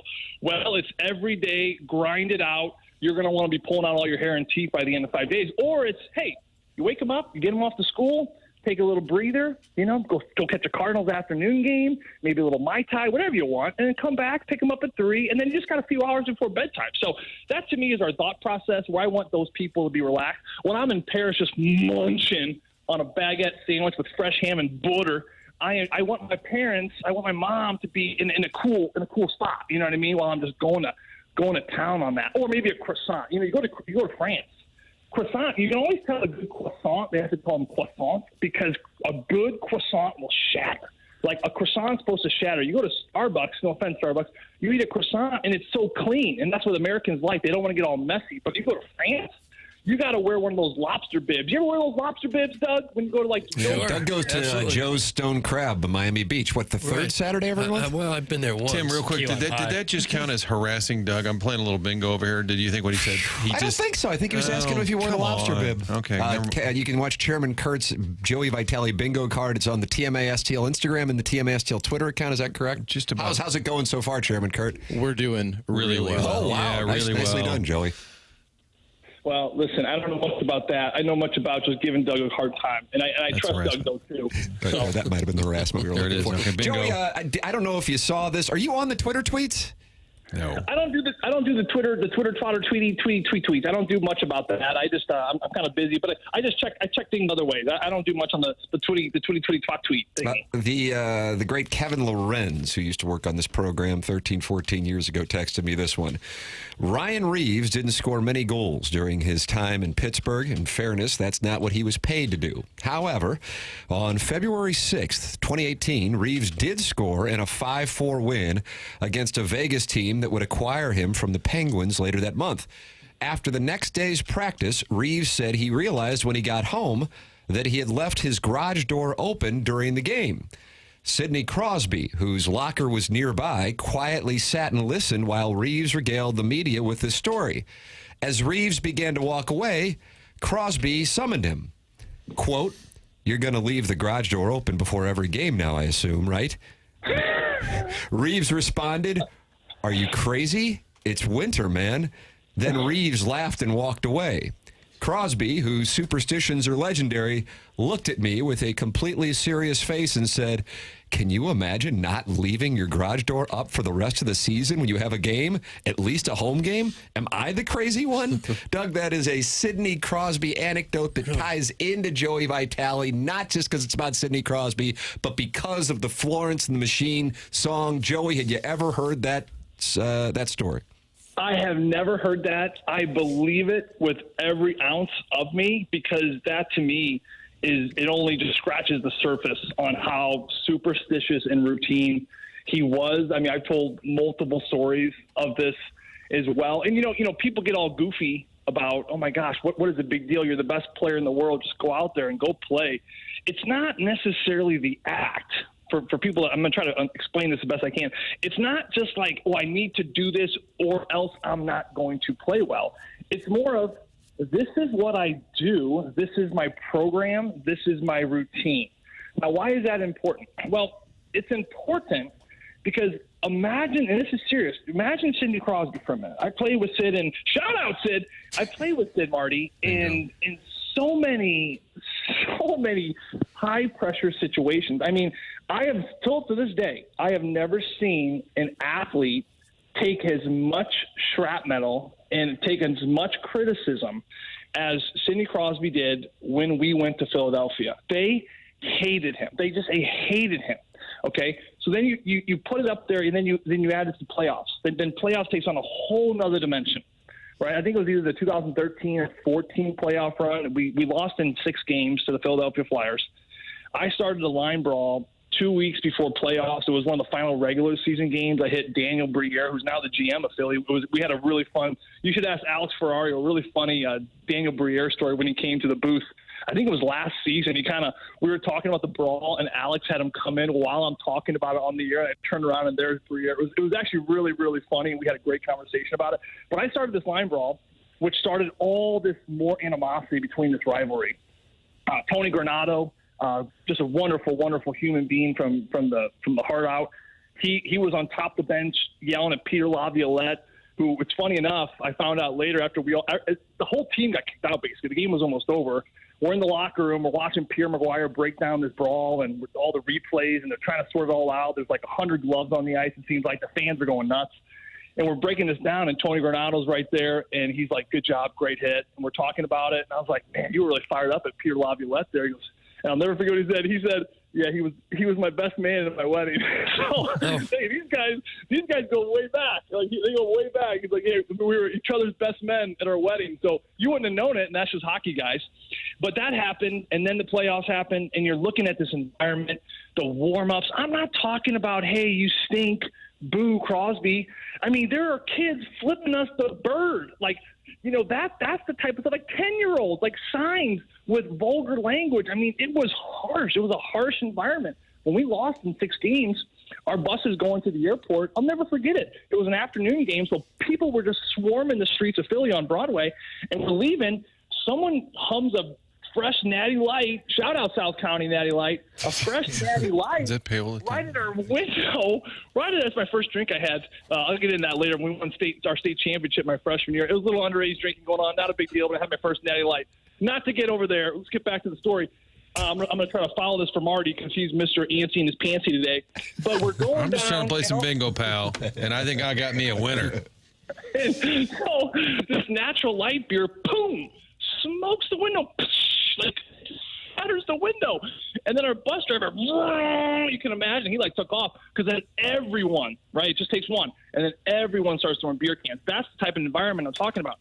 So why do I say that? Because I'm watching this captain, and I'm watching this legendary player who's a mentor to so many go into this, and I'm watching the way the game happens.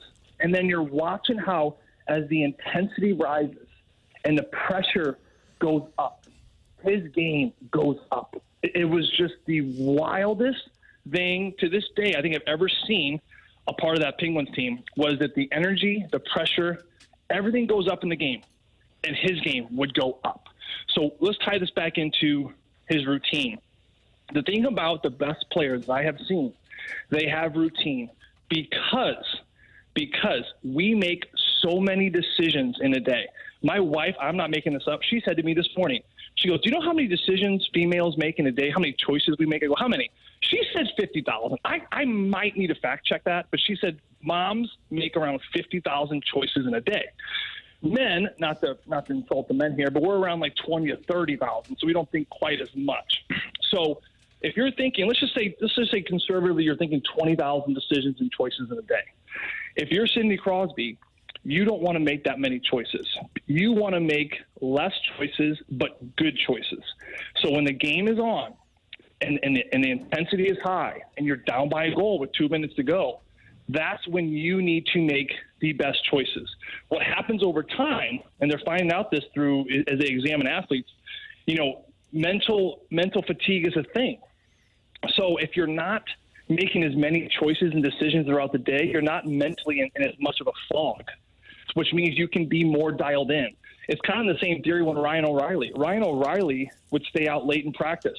He would push himself physically, and then he would have to do things with the puck, right? What is he trying to do? He's trying to train his body with less oxygen getting to his brain, right? I still need to make high-pressure decisions while I am having less oxygen to my brain, which is going to affect decision-making. How does that impact the game? Look at what he did. As the game went on, when he was a part of the St. Louis Blues, his game got better and better. His best period statistically was the third period. Everyone else's periods drop. The game drops for everyone as the game goes on. His game went up. It went higher. Not necessarily because he got better. It's because everyone else got worse. And Crosby was the same way. So you think about it. You wake up. I have my routine. I love my eggs. He always had eggs for breakfast. He always had spaghetti for lunch, right? It was really fun when we had the 11 o'clock starts. We had plenty of those during NBC where we have to have one meal and then play the game. So as you guessed it, you can imagine he had his scrambled eggs and pasta all on the same plate. He mixed it together and it made everyone almost throw up at the table. But he would mix it because that's what he did. So, of course, the game comes and you're not thinking. That's the key. You're not thinking. You're just reacting. And it's the final one I'll tell you here because we can move on. But he did say to me once, he said, do you ever get nervous before games? We're kind of talking about different things and philosophical things. He's a brilliant kid. And he said, do you ever get nervous for games? I said, I always get nervous for games. He goes, what about when the game starts? And I said, well, when the game starts, I'm not really nervous anymore. And he said, why? And I said, well, I guess it's just because I'm in the game. He said, yeah, you're in the moment because you're not thinking, right? When you're thinking and you're nervous, right, you're thinking about the future, right? That's what creates anxiety, thinking about the future. So his point was, if you can just stay in the moment all day, every day leading up to the game, you'll be in a good spot. Huh. There it is. Kevin Lorenz, does that answer the query? Yeah, there might need to be a couple follow-ups, but I think I might have answered that question. Yeah. Cleared Be a it up. creature of habit, have to make fewer decisions, and then do things right when you need to. I mean, it makes a lot of sense. Okay. I got to tell you, it certainly was a scenic route, but you know what? Now that we're home, it's all making sense to me, Joey. You speak in parables, and it's a beautiful, beautiful thing. How are we looking on the bingo card, Chairman? Oh, we locked it up. It's over. we got a Bingo. bingo. Nice job, Joey. Bingo. You know, Aesop was a fantastic. You guys know much about Aesop? You guys know Aesop at all? That guy? Aesop Fables, sure. The Aesop Fable. His famous one, of course, was the tortoise and the hare. I tell this to my kids all the time. I actually said it to my very first team I coached. This is a quick little story. I told an Aesop Fable, and I said, "You guys know much about the tortoise and the hare?" Or we're sitting around. We were really bad that year. I mean, really bad. We were the Kirkwood Stars. We were an A2 team, and at deck season, they almost moved us down to A3 because we were getting blown out. Right? We were getting blown out. They almost moved you mid-season? No. So you'll see this, Tim, when your little fella, he kind of climbs the ranks at Kirkwood. You basically, they pick your team at tryouts, but then they have a deck season, which you play a few games just to make sure you're in the right division. If you get blown out, they move you down. If you're just crushing teams, they move you up. So we had played 3 games. We got blown out. I think we scored 1 goal in 4 games. It was horrible. We lost to the team below us, the Kirkwood team below us. That's how bad we were. I walked into that room. You can ask all the members of the kids that still remember this. I go, guys, we are going to win this league this year. We're not moving down. We're going to win this league, but we're going to clean some things up. So I kind of had my Vince Lombardi hat on. I was doing the old rah-rah speech. But the very next practice, I said, guys, have you ever heard the story of the tortoise and the hare by Aesop? And this is to your point about parables, because life is actually very simple. His story was that, here you have to race, and then all of a sudden there's a hare and there's a tortoise, and obviously the hare is going to take off because he's a rabbit and he's extremely fast. And the tortoise can't really move very much. So then the tortoise, boom, he takes off. And then he realizes how far ahead he is, and he's like, oh, I'm going to take a little snooze-key. And he sits down by a tree and he takes a nap, right? Which is fine. Good for you. But what happens is the tortoise didn't nap. The tortoise kept coming and kept chugging, right, and ends up winning the race. The rabbit wakes up, sees the tortoise about to finish at the line. He sprints, can't make it in time. So the moral of the story is it's steady, slow and steady wins the race. So I'm telling the kids this story. I'm like, guys, it's about slow and steady. This thing's not going to be a sprint. Every day we're going to work, and we're going to keep it slow, but we're going to keep it steady. They come on the ice that day, I swear to you, and we're warming up, and everyone's moving like molasses. I'm talking super slow. And I blow the whistle. I bring it in and go, guys, what is going on? We just got blown out again. We're trying to win this division. What's happening? And one kid goes, I thought you wanted us to be like the tortoise. And they all started laughing. And I, of course, was realizing that with kids, you got to be a little bit more specific. But yeah, Tim, parable, short stories, life is very simple at the end of the day. And I think Aesop had it right. He was an interesting fellow because he was talking to men.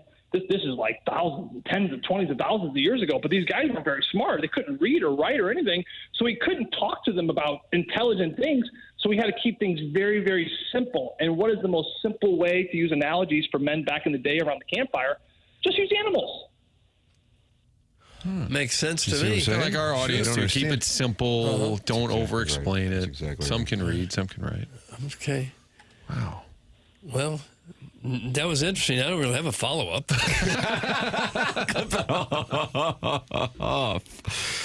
Ladies and gentlemen, his name is Joey Vitale. He is presented to you every Friday in the 8 o'clock hour by Schaefer Door Company. And Doug, next week, he will be doing this segment from the top of the Eiffel Tower in Thomas Edison's apartment. With a croissant. With a croissant. That's correct. Crumbly croissant. Have you checked with your better half to make sure that she is cool with you doing this next Friday? It's funny you say that, Tim. I mean this. I would love your guys' input on this. You said better half. I ran into someone at the sidewalk the other day. My wife was there. I ran into this woman.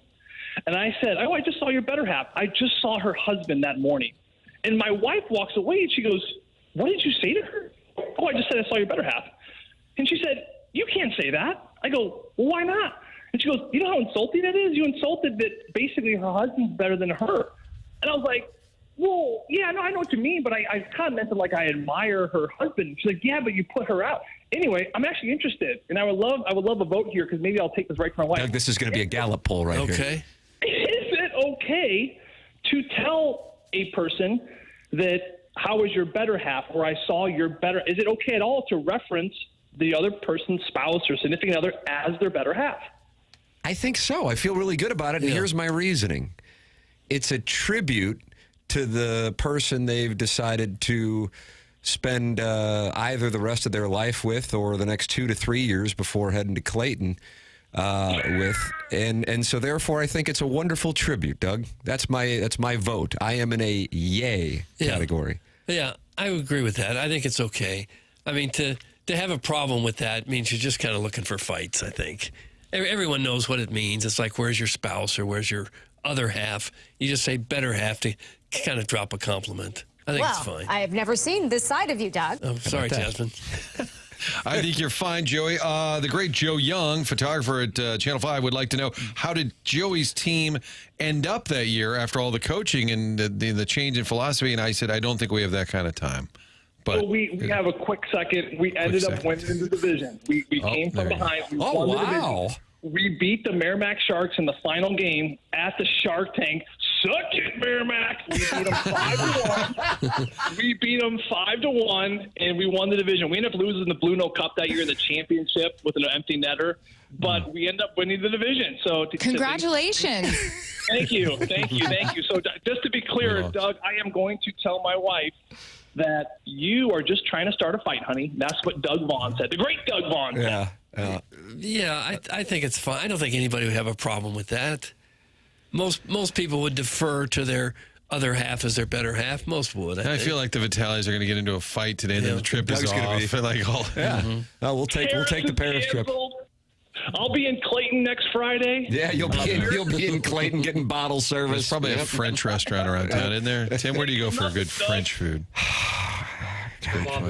Jackson has a vote. Wow, I'm sorry. Le Bon Boucher.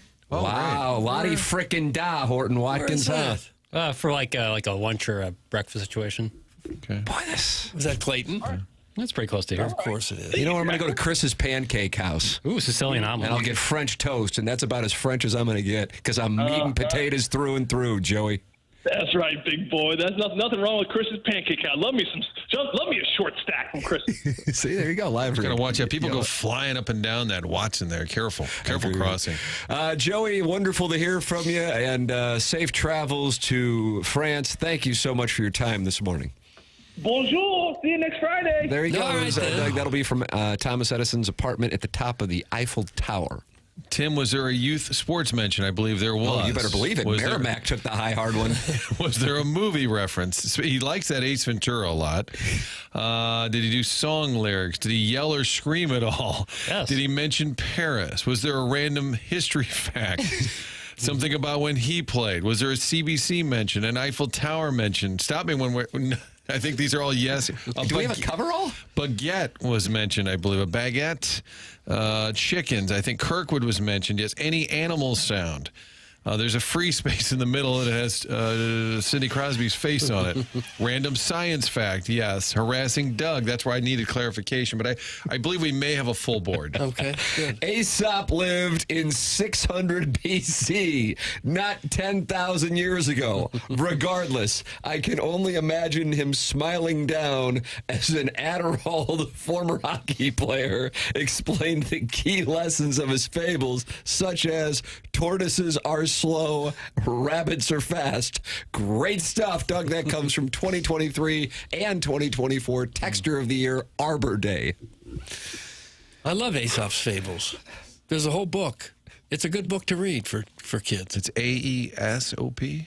I think so. Sharon and Clayton attacking those who are attacking Le Bon Boucher. She says, nothing fancy about Le Bon Boucher. It's a chain, I think. Whoop-de-doo. That's from Sharon Clayton, who's over in San Diego, getting ready for that Dodgers-Padres series. Yeah. And what, Randy Vasquez getting the ball tonight for the Padres after Michael King got an injury? So am I right on that? I don't know. Got to do show prep, man. Got to do show prep. Thank you. Drops of the week are coming up here on the Stiefel dossier. So Joey's going to return. He'll be on there. You can email in. We're giving away tickets to the Stiefel Classic. I did hear the interview with Ron Krasuski yesterday. I didn't realize he had been CEO since 1997. Stiefel. Long time. How about that? And has grown that business in a major way. Came from humble beginnings to God bless meat and potatoes. Yeah. So that's the prize, along with VIP parking for that event. I cannot wait. So we'll go to Missouri, Kansas, and then drive back, and then we'll take our boys to the Stiefel Classic on that Sunday. And can't wait. My sons are all excited about it. How about that? Stiefel Classic tickets, the prize for the Design Air Heating and Cooling email today, the morning after at InsideSTL.com. This is TMA, presented to you by Brown & Crouppen on 101 ESPN.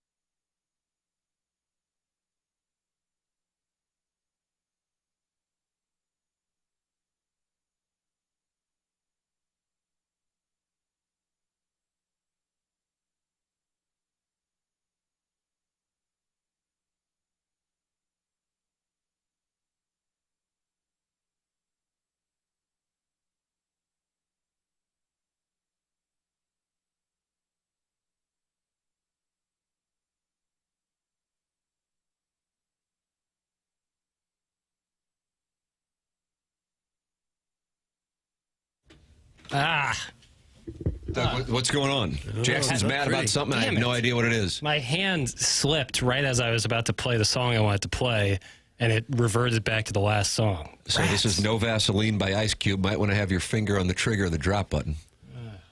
Does this sound like Ice Cube to you? It's like he's punching buttons Just with start over. boxing gloves on. 3, 2, 1. Go back. No. Go back. And in Van 2.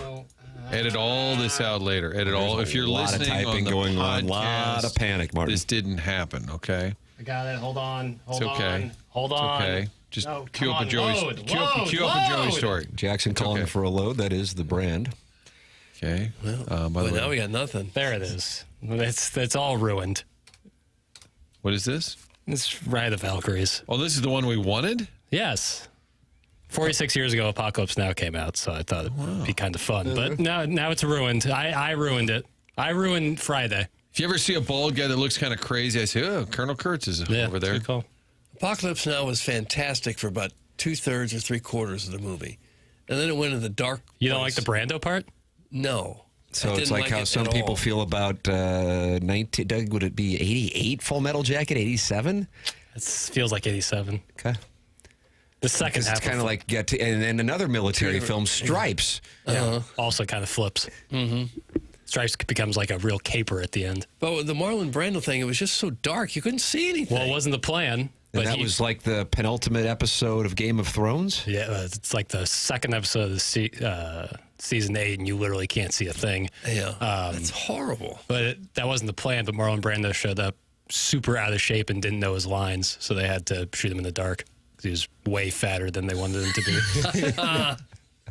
Known to be a little bit precocious. Your thoughts on Marlon Brando and Apocalypse Now? Text in, Air Comfort Service text inbox 314-399-9646.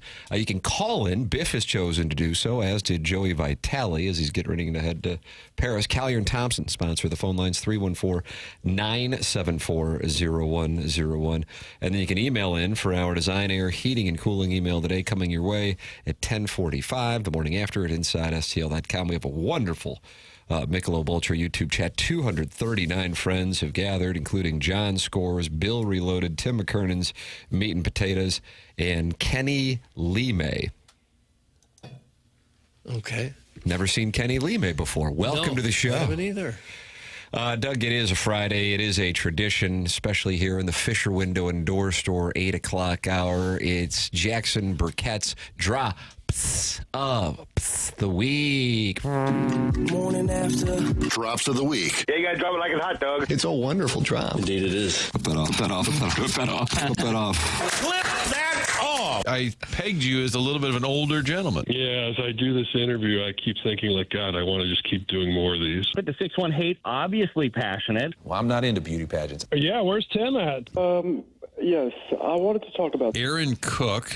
Oh, yes. And I also wanted to talk about Phillip Rivers. Well, go ahead. I also wanted to talk about Herman Marquez. Oh, Bill. Carson Wentz and Jeff Francis. Oh, Doug. And Drew Brees. Jason Jennings. Ubaldo Jimenez. Pedro Estacio. Remember? Andrew Luck. Get rid of him. Come on. Let's go. Get rid of him. What's an ice head? That's sweet. Find something you like or go outside. What constitutes a flogging table?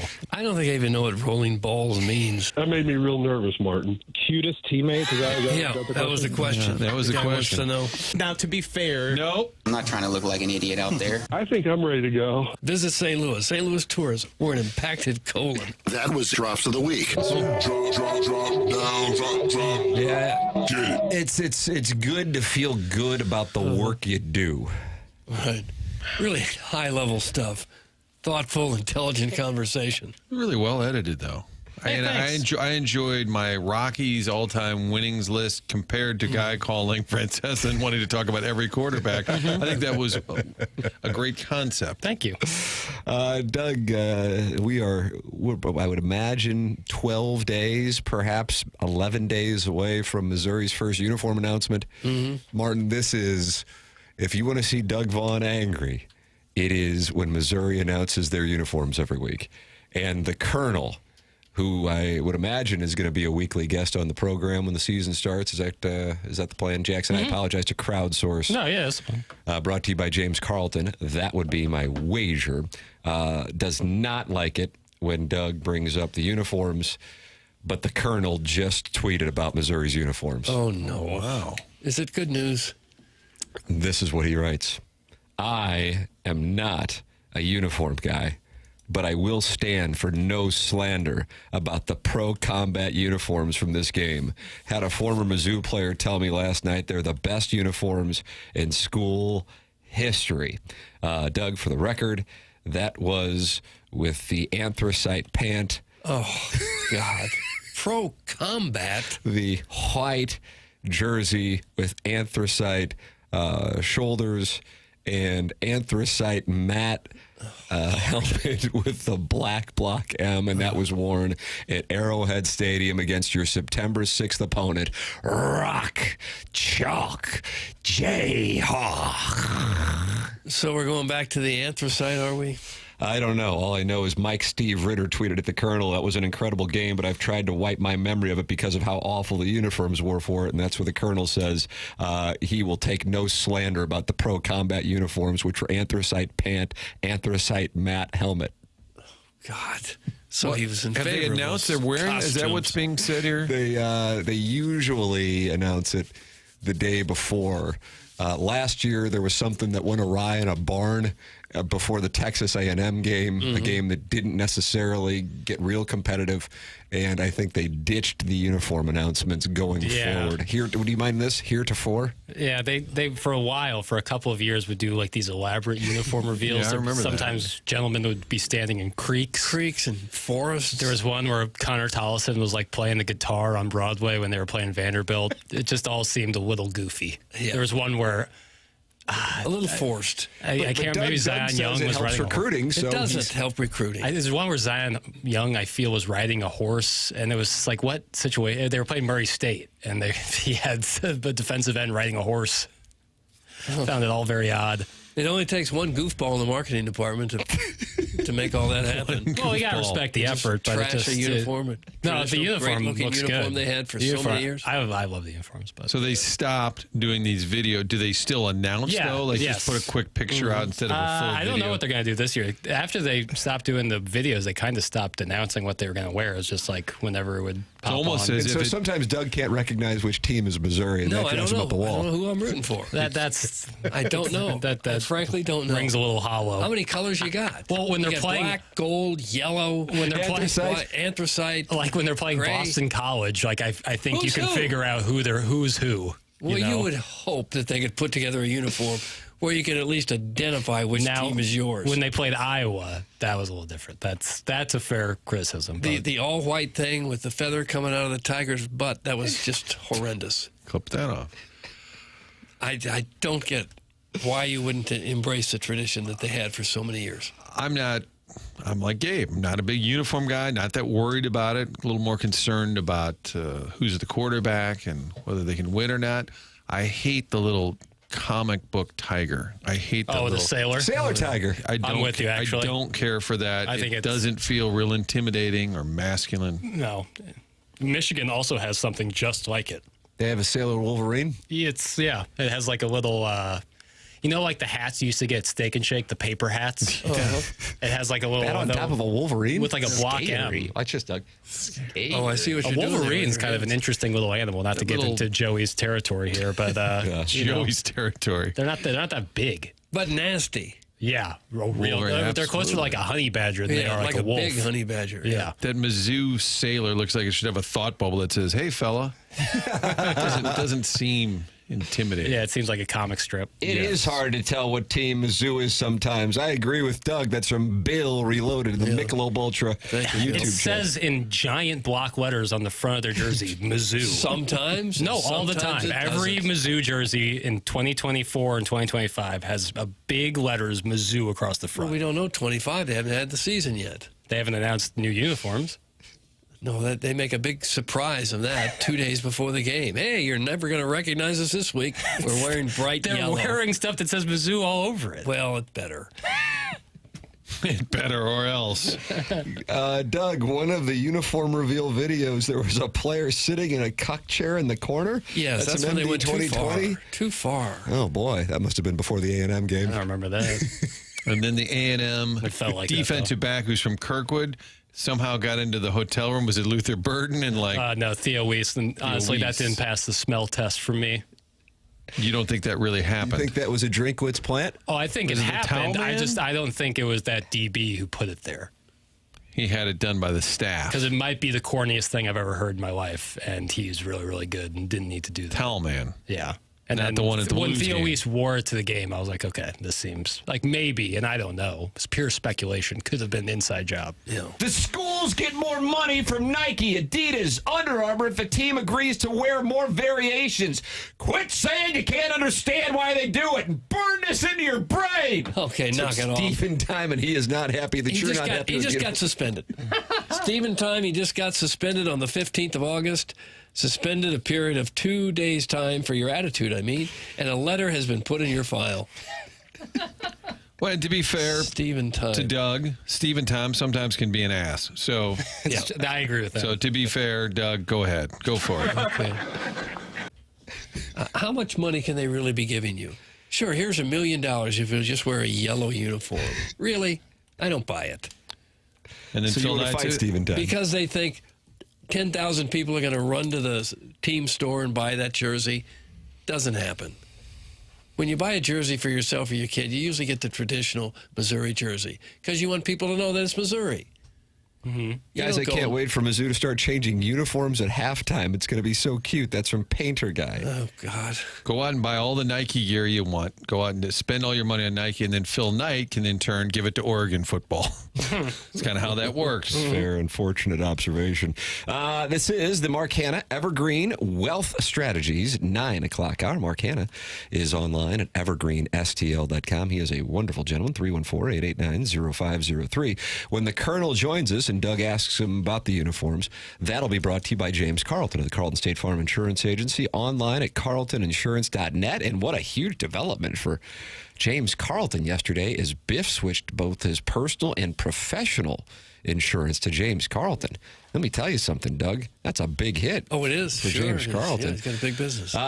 You can call right now, and you're going to talk to somebody in Webster Groves, 314-961-4800. That is James's office, and he has a huge staff to make sure the customer service is at the forefront. Also, go online at carltoninsurance.net. You have nothing to lose. There is a chance you save thousands of dollars, so why not spend 60 seconds on a phone call to see what they can do for you? They'll take a look at your information, get back to you. Got nothing to lose, and I've been working with James since 2019, so I know firsthand. carltoninsurance.net, 425 five-star reviews of James Carlton on Google. It's James Carlton. If your insurance costs a leg and an arm, call James Carlton State Farm. The program is called TMA, and we've got an MLB television deal update, Doug. How will it impact the Cardinals? You're going to have to wait to find out. Okay. It's coming up next. CMA 101 ESPN.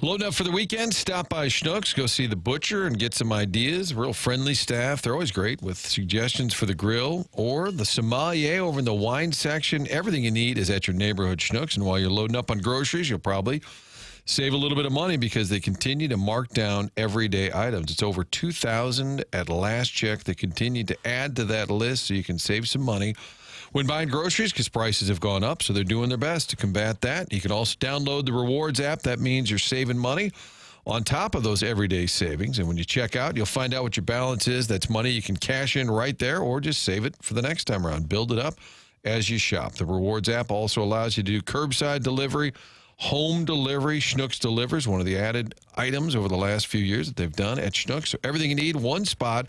Download the app, the Rewards app. They'll also send you alerts. Items you buy often. If there's any additional savings, you can get that. Everyday savings you can count on at your neighborhood Schnucks.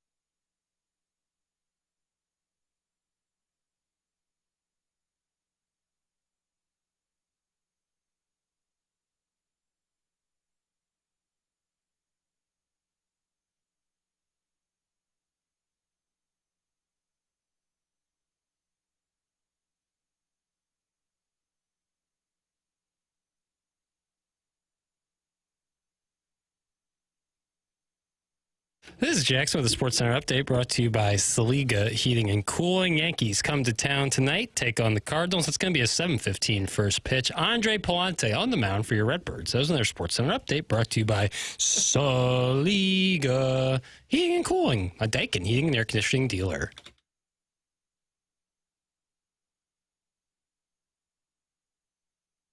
Championship parade, to the wave, to the wave. Cardinals playoff baseball, let's fill the seats with red. Time to work on magic, 12 and 12.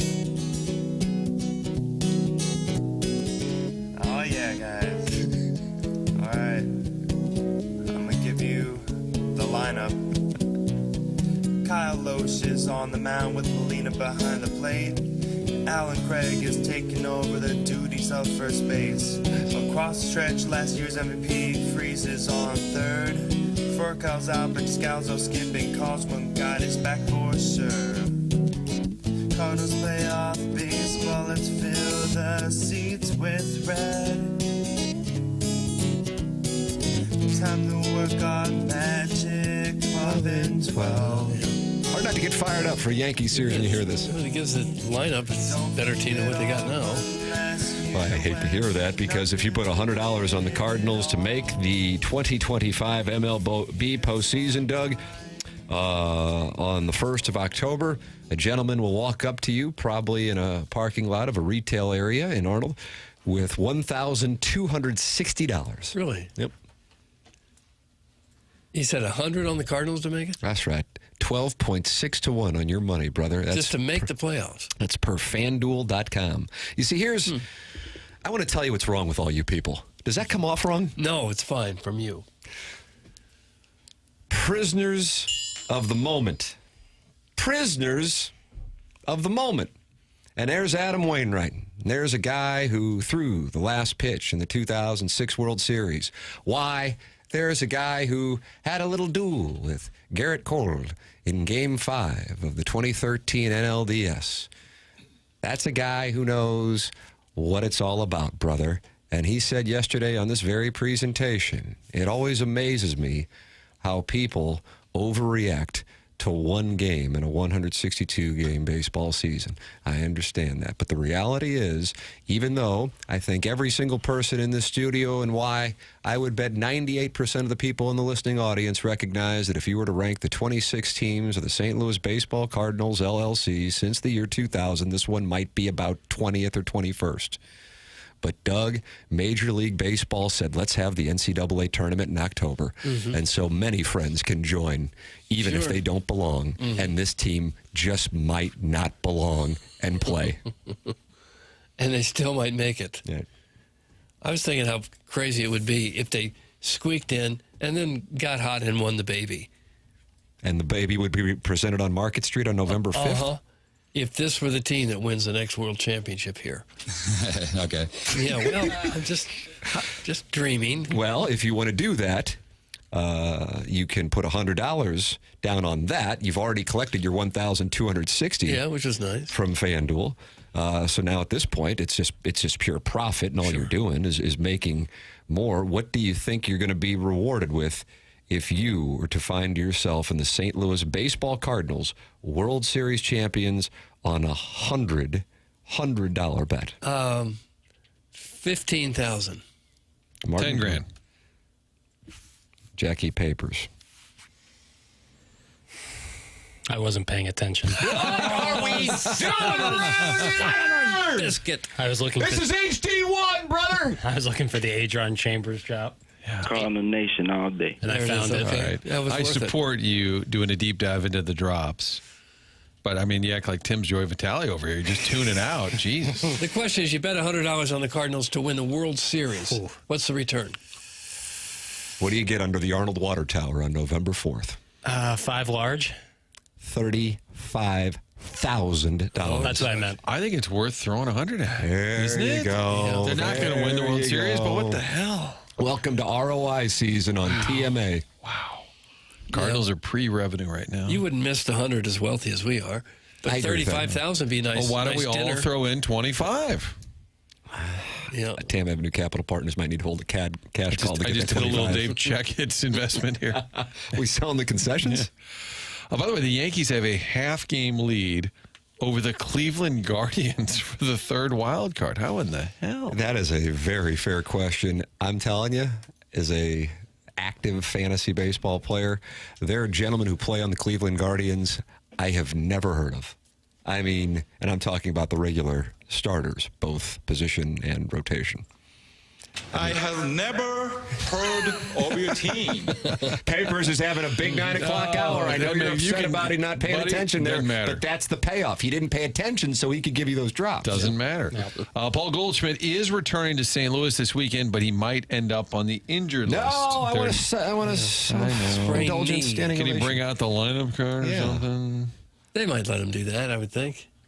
People would like the chance to say, hello, Paulie. He's got a sprained right knee. They're not sure. They said he'll travel to St. Louis. He said, I don't need any extra motivation to try and heal. I'll do everything I can. We want to go there and play well. Hopefully I'll get a chance to play there. Talking about his return to St. Louis. Goldie, who played here for 6 seasons. There you go, Doug. They're not really in a position to let him take just a token at bat. to strike out just to get the applause. If it was the end of the season and you've locked up your spot, maybe, but I don't think they'll do that But in this a weekend. normal situation, now the crowd could be heavily Yankees as well tonight, but in a normal situation, a Goldschmidt return would be a big deal, and that would be a healthy ovation. Yeah, if you Homer want an MVP. MVP award here, that's Yeah. worth something. Part of the postseason in 19, 20, 21, 22. He's been a heck of a player. He's not having a great year with the Yankees, and now they're even sitting him sometimes when they face right-handed pitching. But he's had a terrific career. Not that that's a hot take or anything. Wow. I'm going to go ahead and put the mittens on. Oh, my goodness. The take was so That hot. was scorching. Paul Goldschmidt's had a pretty good career. Wow. That was my take. Can I give you my starting lineup? No. Doug, I deep teased this on Major League Baseball and their television deal negotiations. Rob Manfred did a little podcast and said that they wanted to leave ESPN because it was a, quote, shrinking platform. They are back talking to ESPN and their shrinking platform. And this is what Major League Baseball television could look like going forward, per Andrew Marchand of The Athletic. All right. Doug, you're going to be able to watch Sunday Night Baseball on NBC/Peacock and Apple TV. That's where you also will find first-round playoff games. And then ESPN could wind up adding weekday games and a bigger daily digital presence. Netflix would be the home of the Home Run Derby. Oh, Jiminy Christmas. Here's what I care about. Where can I watch the Cardinals? Where can I watch the postseason? That's what I care about. I don't care about Sunday Night Baseball unless it's the Cardinals. Does that make me a lone wolf? No, that's one of baseball's core issues, is that people don't really care about anything other than their one team. Right. Whereas when college football starts up, we will all be tuned in to Dublin, Ireland to watch K-State and Iowa State. Right. But if Sunday Night Baseball has Tampa facing off against the Minnesota Twins, I really could care less. Yeah, I'd rather ride an aggressive Sibian than watch that. God, does that hurt? Like one where there's no If you know how to ride, it's great. no governor on it, you know? Yeah, no governor. They can really let her rip. Right. Yeah, so if you give me that choice versus watching that Rays game, I'm on the Sibian all night. Especially if it's at whatever minor league ballpark they play at. Did I miss something, or did ESPN leave the MLB package? And Well, it's very debatable. It's kind of like a divorce. It depends on which friends you're talking to. There are two versions of the story, Martin. It sure seems like, based on what ESPN's done just in the last 2 weeks, that it was the worldwide leader in sports who wanted to leave the relationship more than Major League Baseball. And then Rob Manfred came off like the jilted ex-lover and saying, well, why would we want to be on a shrinking platform anyway? Right. See what I'm saying? Got NFL if I'm Red sitting Zone. at the poker table, I'm pretty confident where this thing went. Yeah, shrinking platform. That he's now going to get back into business with because there isn't enough competition for those games Doug, you will be able to download the Peacock app and watch some games. I won't. And then if you want to watch the Home Run Derby, I hope you have Netflix. I know you have been rewatching Hunting Wives, so you already have that app on your smart television. So will that be where the All-Star game is as well? Because it's kind of tied into that. Yes, Malin Ackerman is hosting the All-Star game. Really? Like starting pitching? I think just pre and post. Okay. Pre and post. Why? I don't know what to believe anymore. We're going to donate time on our times that we don't use the station or where it's not a profitable thing for us to do or whatever. And it's going to be Sunday mornings. It's going to be called Donating Back to the Community Charity. Now, how that will happen, we haven't yet worked out, but I do believe in it. See? Okay. That's similar vibes. That was an MBA course at Harvard. It's TMA 101 ESPN. The program is presented to you by Mark Hanna of Evergreen Wealth Strategies. You are welcome to email in the morning after at InsideSTL.com for our Design Air Heating and Cooling email of the day. Doug, you have any idea who Design Air is? I think you might have worked with them within the last few years. Several times I have. Several times. Your co went out last Saturday. You called Design Air. Here's Steve. Yeah, I said, send me someone. Send me a silver fox if you don't mind. He sent me Steve, and boy, he was good. He got on it. All the Design Air techs are good. Many have been around for a long, long time. And you know, when a business has been around since 1904 in St. Louis, they must be doing something right. They've done a lot right at Design Air Heating and Cooling since that time. They're not just another HVAC company either. They're the longest running sponsor on TMA, and that loyalty says a lot. Seth Goldkamp, fourth generation, family-owned business. You simply cannot make it more than a century without treating people right, charging a fair price, and knowing what you're doing. At Design Air, they believe in honest work. You'll never be sold something that you don't need. Whether you're dealing with the St. Louis heat or the winter cold, they have got your back with dependable service and no pressure solutions. So visit designair.com and schedule your service today. That's highly recommended. Get the service, and then maybe it won't break down when it gets to be 98 degrees. Design Air is comfort you can count on since 1904. The website again, designairservice.com, home of the handsome repairman. Request Larry, the Silver Fox. I wonder what Steve did wrong that you're still talking about Larry. Nothing. You know what I mean? He did nothing wrong at all. It's interesting. You know, just some people have a type. I respect that. I hope Steve understands. I think that'll do it. Back to you, Steve. There it was. That's how Doug wrapped up the service again, call. Jackson is having a huge 9 o'clock hour. Mark Hanna, Evergreen Wealth Strategies, ROI season at evergreenstl.com. The program's called TMA. Great news as we are just 8 days away from the start of the college football season, why we're 13 days away from the start of it in Columbia, Missouri, and why we're 14 days away from it in Champaign, Illinois. We have got CBS's bowl projections, and we will see how many of the 91 bowls Doug will be able to accurately guess coming up next. This is TMA 101 ESPN.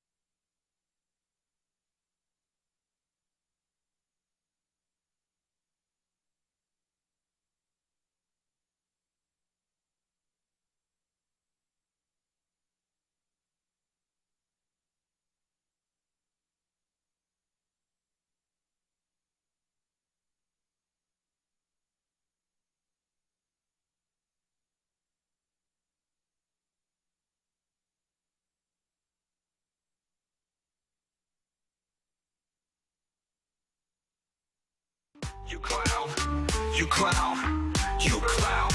Missile gonna fly this year. Cookie burning gonna leave you hurting. Missile gonna fly this year. 12 wins in the playoff is certain. Missile gonna fly this year. Drink out the trunk and all the funk. Missile gonna fly this year. The rest of the nation gonna be sunk.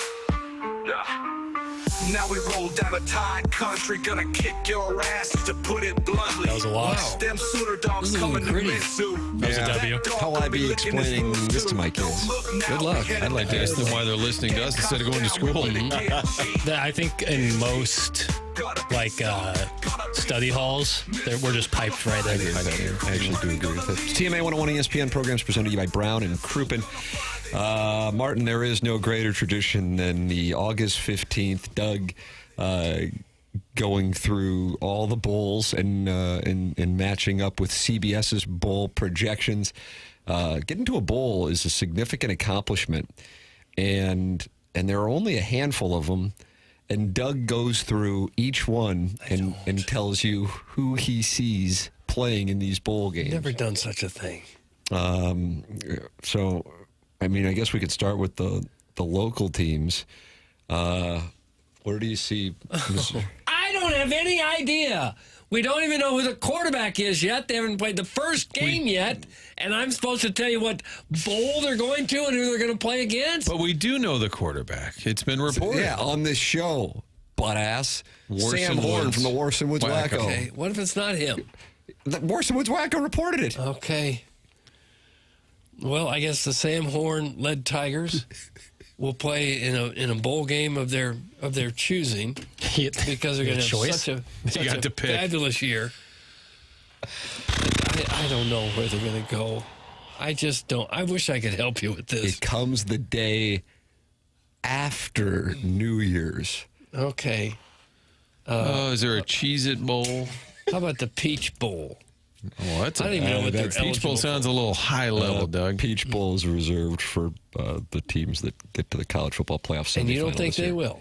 Well, unfortunately, CBS Sports doesn't think they will. Well, they don't know what they're talking about. Nice. Fight, Tiger. Well, Doug, they'll be taking on Louisville in the Duke's Mayo Bowl at 8 p.m. on a Friday night, January 2nd. Okay. Guess we'll do a remote. Martin, can you do TV from down there, too? I mean, we'll probably have a bunch of specials related to that game. You said the Duke's Mayo Bowl. Is that when they swim in a big bowl of mayo at the end? I think so. Could you imagine Eli Drinkwitz doing the Mayo thing after? He would get into that, I think, yeah. Okay, what do you think about ILL? Oh, I mean, number 12 in the country. I mean, theoretically, then, that means they should be going to college football playoff. Yeah. But what does CBS say? What does Doug Vaughn say? How about the Liberty Bowl? Wow. ILL out of Kerry Davis hears that. Yeah, Kerry Davis is going to come in here and put you up against the wall. Okay, I'll change then to Tony the Tiger Sun Bowl. Oh, you son of a... I don't know what bowl game they're going, and neither does anyone else. CBS does. I feel like a Tampa kind of game, but maybe not in the playoff, but around the first. Oh, the Gasparilla Bowl? One of those kind of, maybe is there a Gator offshoot? It's called Tax Slayer. Doug, they will be taking on UCLA pretty awesome. on December 31st in Las Vegas, Nevada. Okay. For the SRS. That would be a letdown. The SRS Distribution Bowl. That's what it's called. We're supposed to keep all this straight. Are you surprised that the Citrus Bowl committee is going to have a Michigan-Oklahoma rematch when they play each other on September 6th? Boy, CBS never Sports saw it coming. CBS Sports should have more pop-up ads on their website. It's not nearly enough. Are you saying that this column was done for clicks? I mean, it's just all pop-ups. All I have is pop-ups in front of me. It's some guy with a neck beard opining about the Big Ten. What's the deal with the neck beard, and why did you bring it up right there on a guy making bowl projections? There's a guy making bowl projections. I just spitting hot takes about the Big Ten and why Penn State will win, and he's got a neck beard. And I can't find out, when Mizzou's playing in the Roll Quest Bowl. Duke's Mayo. Duke's Mayo. That's the one where Shane Beamer was covered head to toe in mayonnaise. This guy's obsessed with Shane Beamer. I'll never forget that. Where was he on the tiers? He was kind of an up-and-comer. I think he was in the same with Drinking Bielema. I think he was in the same. Yeah, I think so. There's 8 tiers of coaches, Tim. And Missouri was on 3. Yeah. Shane Beamer is going to take on Nebraska in the ReliaQuest Bowl. That'll be fun. Matt Rule. Yeah, good times. Well, who does it have going to the Snoop Dogg Arizona Bowl presented by Gin and Juice by Dre and Snoop?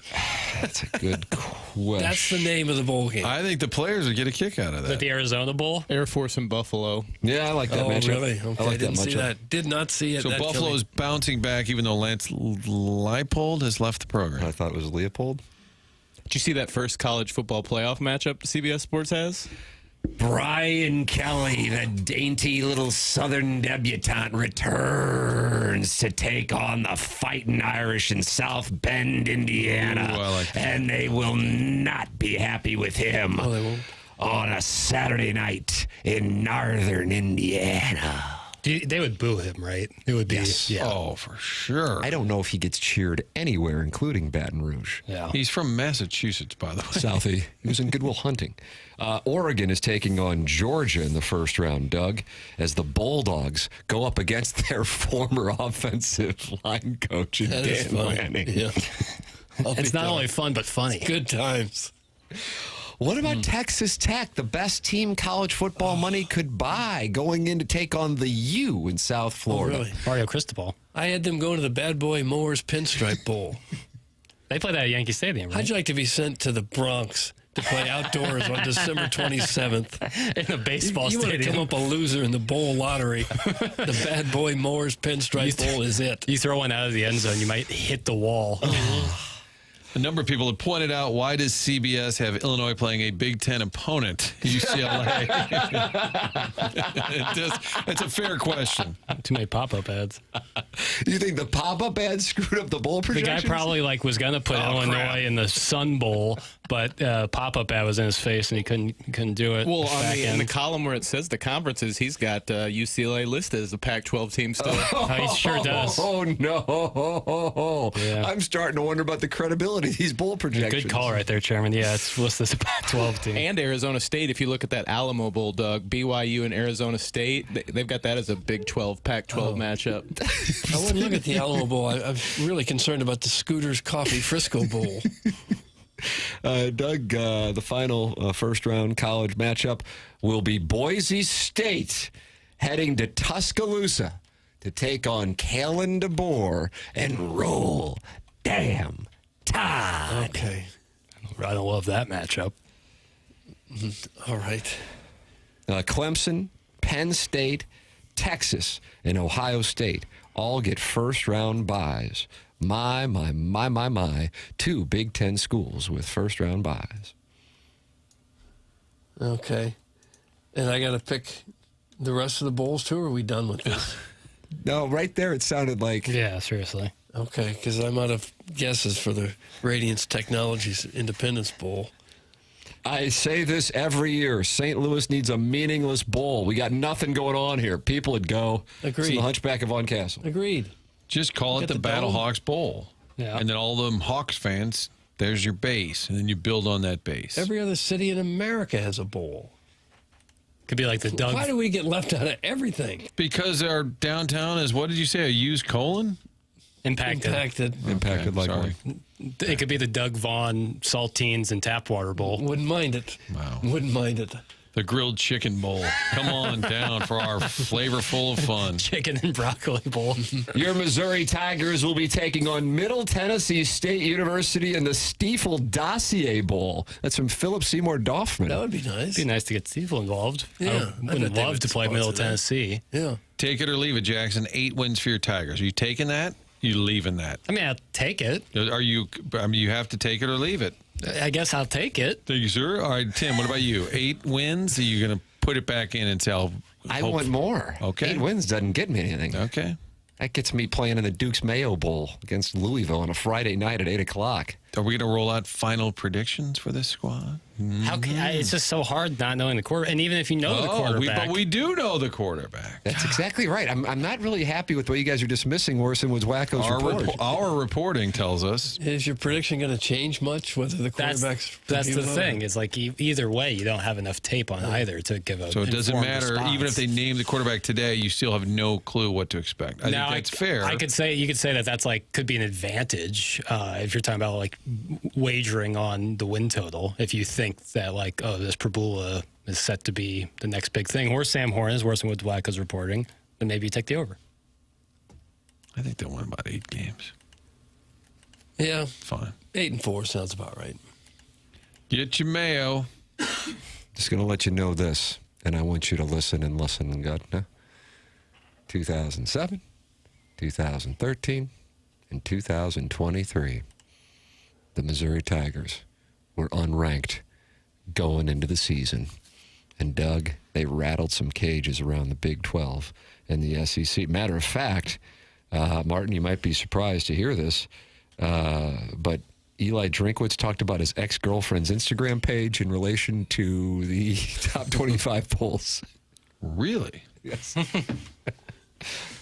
Coach, I know it really doesn't matter, but it does to fans when the poll comes out and you're not in there. Do you look at that and go, okay, is that I'm going to use that, or I'm just going to let everything take care of itself? You know, it's interesting. We have a something to prove mindset around here. And so you're always looking to add fuel to that fire. I kind of told the team the other day, we flashed it on the screen and said it's not important, but every once in a while you check out your ex-girlfriend's Instagram page just to kind of see. Why, the trenches. Mm-hmm. So maybe not his own ex-girlfriend, but just in the theory a player might or a person might. Right, remind yourself. Put that chip back on your shoulder. Yeah. Yeah, something to prove. STP. All right, STP. Was that an oil treatment they used to on Richard Petty's car? I think so. I think it was, actually. Mm-hmm. Quaker, state your car with engine STP. STP. Why don't they get a sponsorship deal? Put that on the side of the jersey. Kelly, remember him? He was the star of the commercials. Put that on the side of the jersey. I'm just excited to get the energy, the college football energy back. It's going to be so much fun. Well, when are we going to get a bowl game around here? You're on this. Alan Dadeville is starting to work out some of the logistics in the Air Comfort Service text inbox. If St. Louis hosted a bowl game, that Rumpelman Santa, who I assume lives on top of Hal's Steakhouse year-round, would have a field day waving to fans of middle-of-the-pack MAC teams as they walk into a distribution center to watch a putt fest.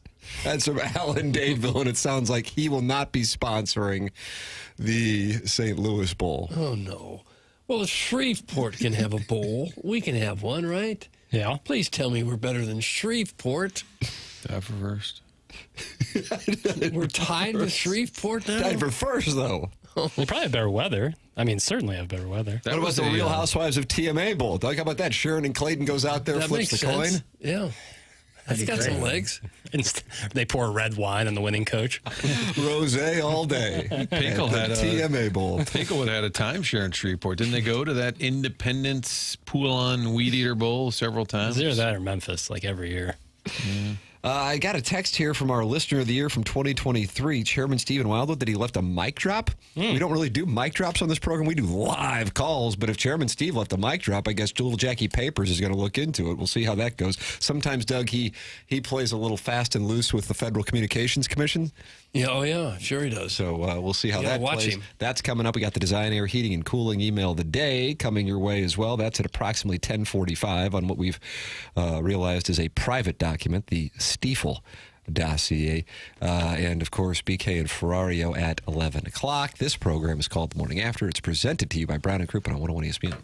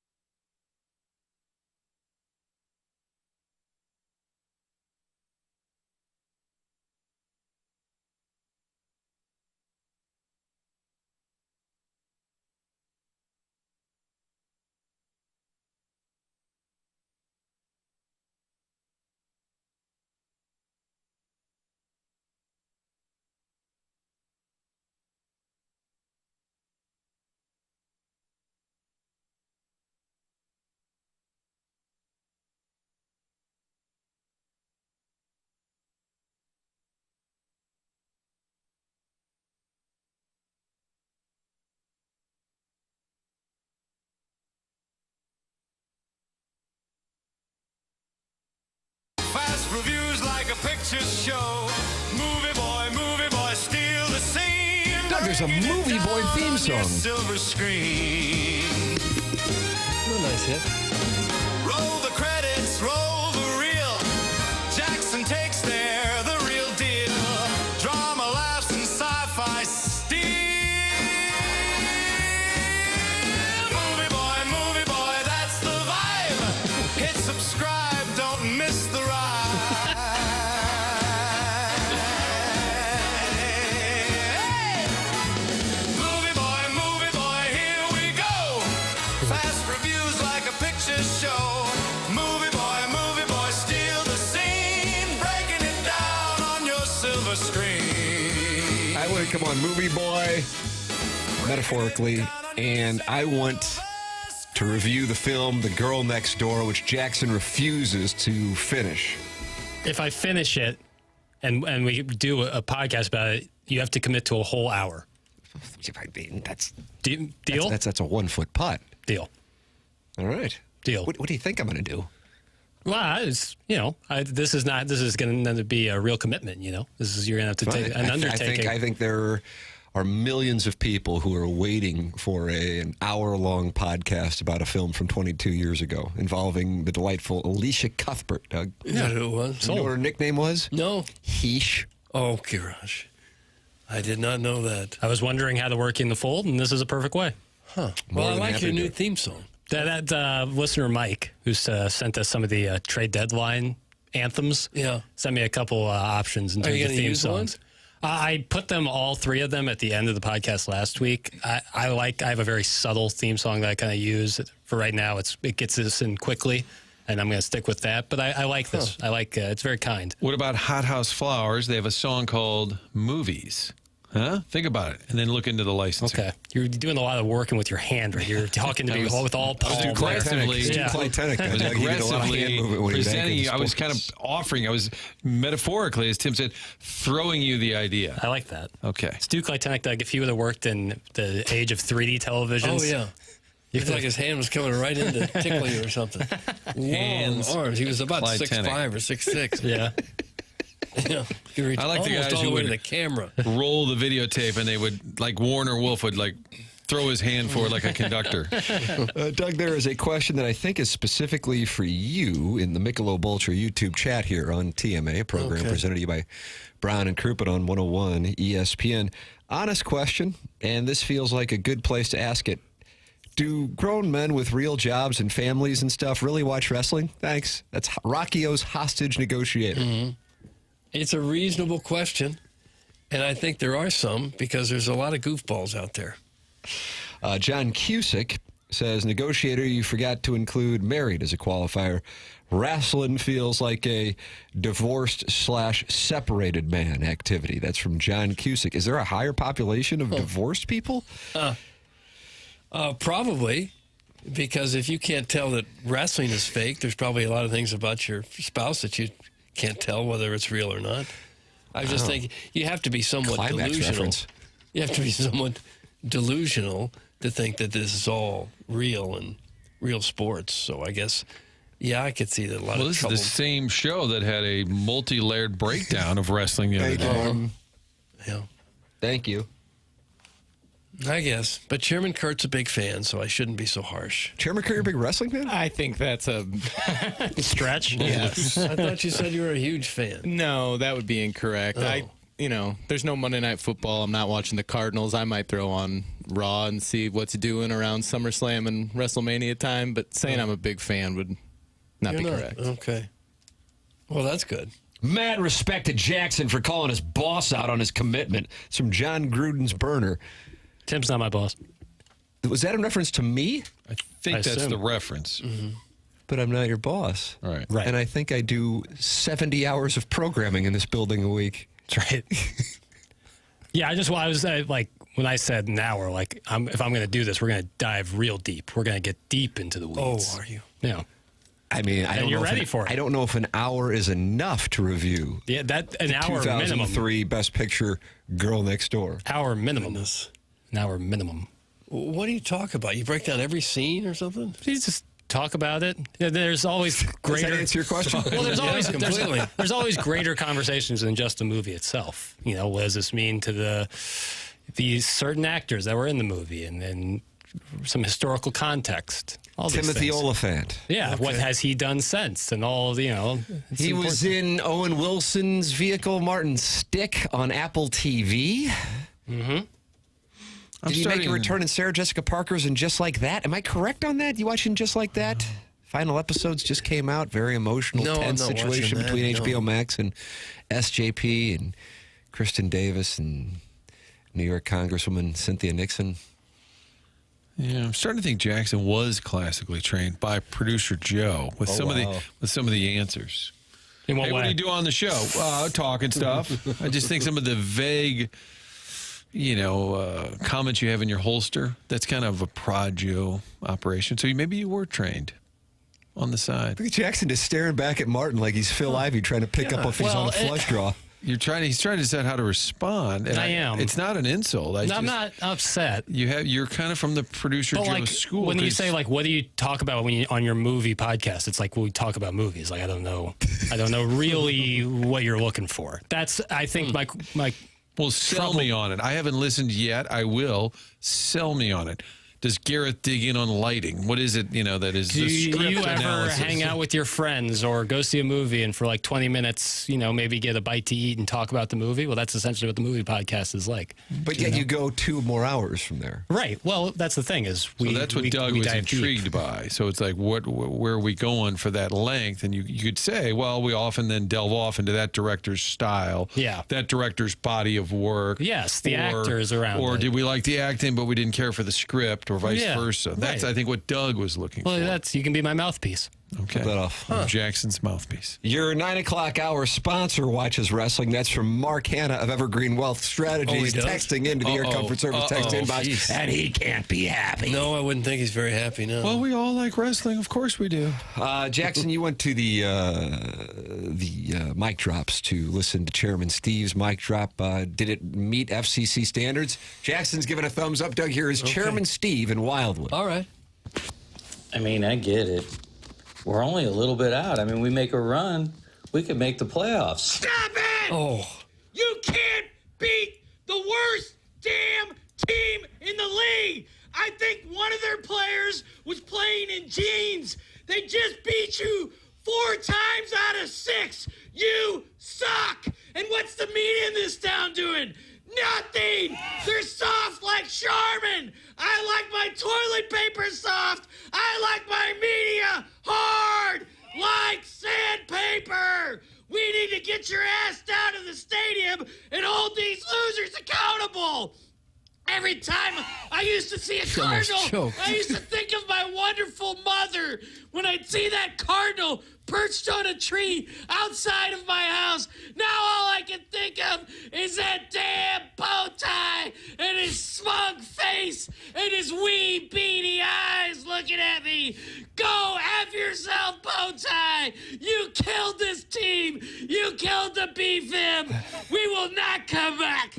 It's like watching a funeral over there at the stadium. There's no one there. Go F yourself. Triple sticks. Tired of it. Oh, gosh, I could tell you that. Chairman Steve, Might who be getting just evicted with that. re-upped his apartment lease over at Ballpark Village. Yeah, he could be getting an eviction notice here. Gosh, that took a lot out of it. Did you see a Rockies player was wearing blue jeans? Yeah.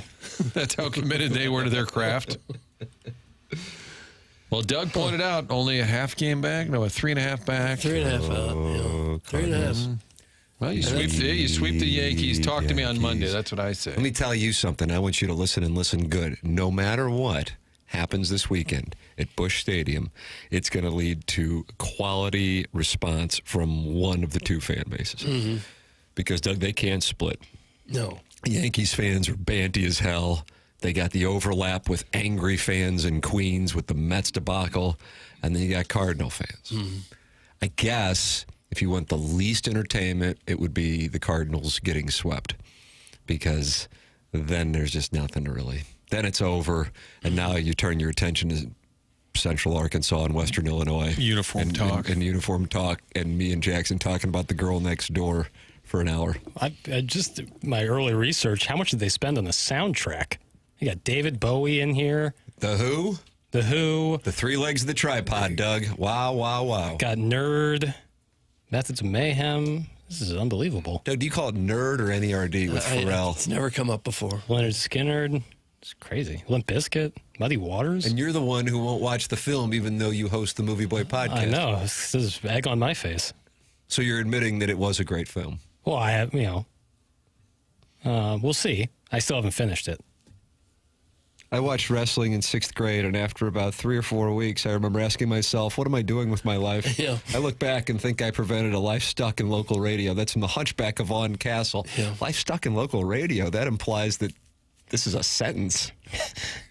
Well, it can be at times. If you can't, you can't find other employment. Roger Ebert gave the film 1.5 stars and called it a nasty piece of business. Who wants the text name a nasty piece of business? Oh, I like that a lot. That's why he's the GOAT. That could Long be live the king. skipperism about a guy out of a bullpen. That's a real nasty piece of business. Nasty piece of Totally see that. Great review. One sentence. 22-year-old from the Dominican gets called up in September, pitching in October. Like, whoa, where'd this kid come I didn't see a Sharon and Clayton and Stephen Wildwood alliance form, but yet here we are. While a bit radical, I don't think the sentiments are too far off base for Steve.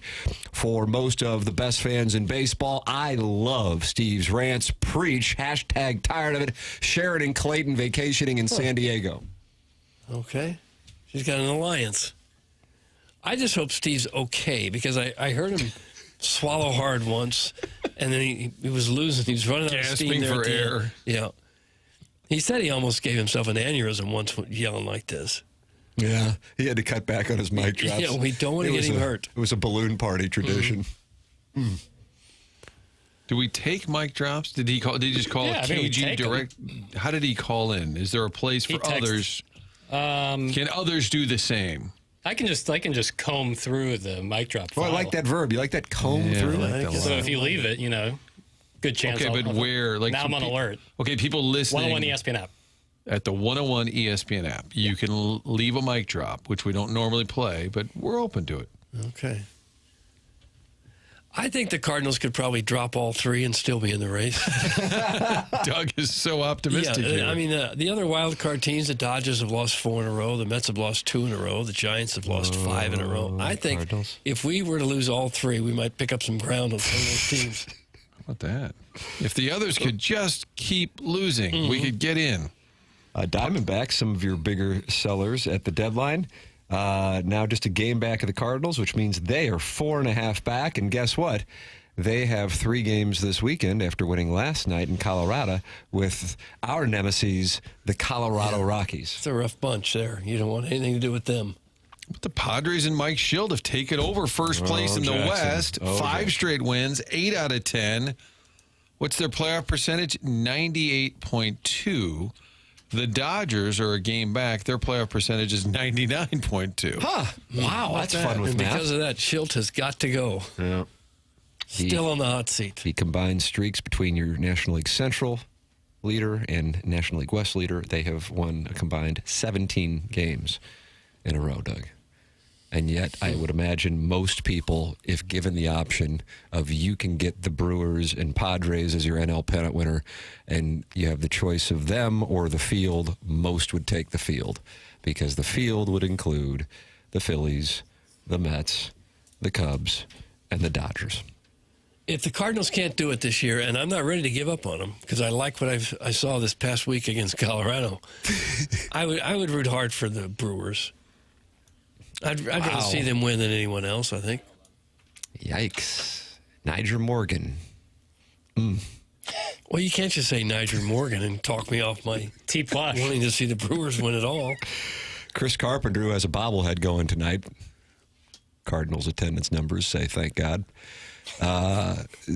He would fight you right on the spot over that. Would he? He was not a big fan of T-Plush. He chucked his dip right at him. And I think Albert looked with his eyes open. He was like, did that little guy just throw his dip at Chris Carpenter? I mean, who would you rather see win it all than the Brewers if the Cardinals don't do it? Of course. You'd want the Brewers to win? Yeah, out of all the other teams, yeah. Wow. Why not? You and Keith can have a picnic. Well, who would you prefer? Who would you want to see win? Leipold. Who would I rather see win? If not the Cardinals, who would you want to see win it all? Season Blue canceled. Jays? Blue Jays? No? No. Okay. It wouldn't be an American team. Yeah, and they've won it a few times. Move me off of it. Tigers do anything for you? No. Matt Vierling, CBC's own. Fire up, CB. Houston? Fire up. The Astros, no. Seattle has never Houston won. They've never Chiefs. been to a World Seattle would be Series. cool. You're okay with Seattle? Well, Cal Raleigh, I think. Rosarena could go nuts in the postseason. Yeah, I think Cal Raleigh deserves more spotlight. Big I agree with dumper. Enough baseball. Talk about my wife. Doug, that's from Shrimp. Well, send her the picture. Yes. We'll pick her It looks apart. like she's at a casino. She's got those librarian glasses on, very casual. Saying, ring on the "Hey, would first you like to finger." buy me a drink?" Is what she's saying there. And Can she's you wearing- hear me good? Okay. She's wearing a ring on her first finger. What does that mean? On her index finger. I don't know. That's the meaning shocker of that? finger, right? Oh. Yeah? What kind of ring?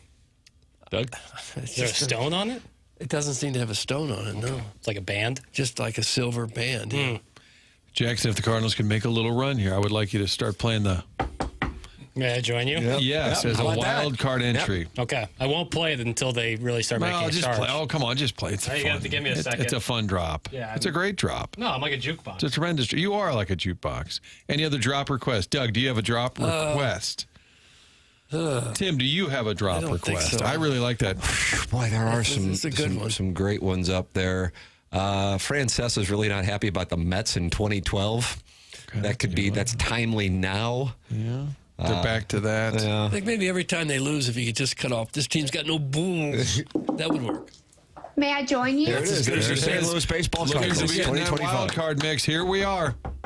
Okay? I want to see these guys. I can't stand this team. They got no balls. There, right there. Okay? I want teams with balls. I want guys with balls. I enjoyed the Wainwright take where he says you're at a Mets game, like, yeah, you're terrible. They're like, hey, you had a pretty good career, fella. They sort of back down. Tell us more about these wives. Signed the Huntley Hot Wife Hunter. Okay. Doug, all I can tell you is Shrimply Pibble sent in a picture of his wife. It looks like she's at a casino cocktail lounge, and Doug noticed that her ring is on her index finger. And I looked that up, and it says a ring on the index finger often symbolizes leadership, authority, confidence, and self-esteem. Oh, is that right? It's a finger associated with power and ambition. And wearing a ring there can be a way to express those qualities. How about that? I'd never heard that before. Color me intrigued. Email in on rings on the index finger the morning after at InsideSTL.com. Next thing you know, you could be off to the Stiefel Classic with VIP parking. That is the prize for the Design Air Heating and Cooling email of the day coming your way. This program is called The Morning After. It's presented to you by Brown and Crouppen. Mark Hanna, who has been the 9 o'clock hour sponsor, but might not be anymore after the wrestling criticism, is online at evergreenstl.com. This is TMA.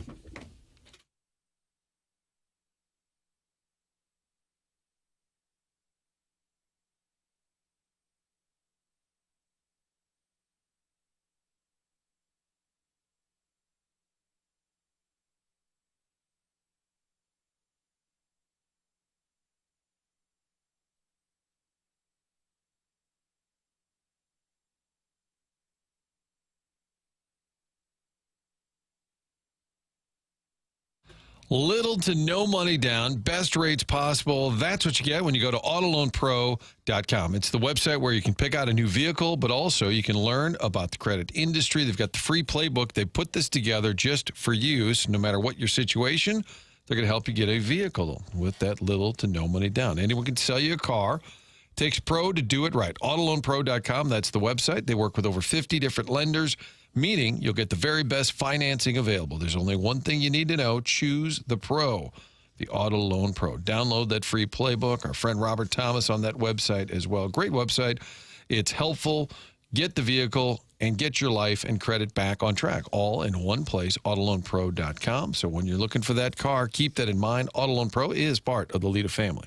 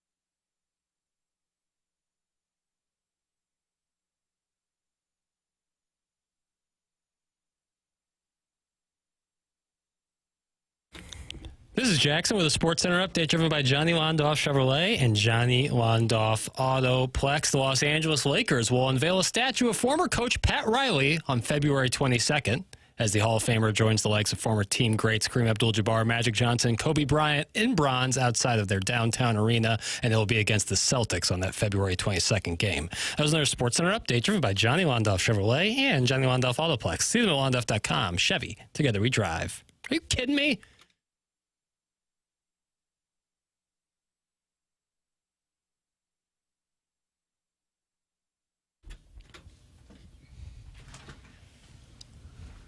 This, I think, is Movie Boy's theme song. I don't know if I can afford this one.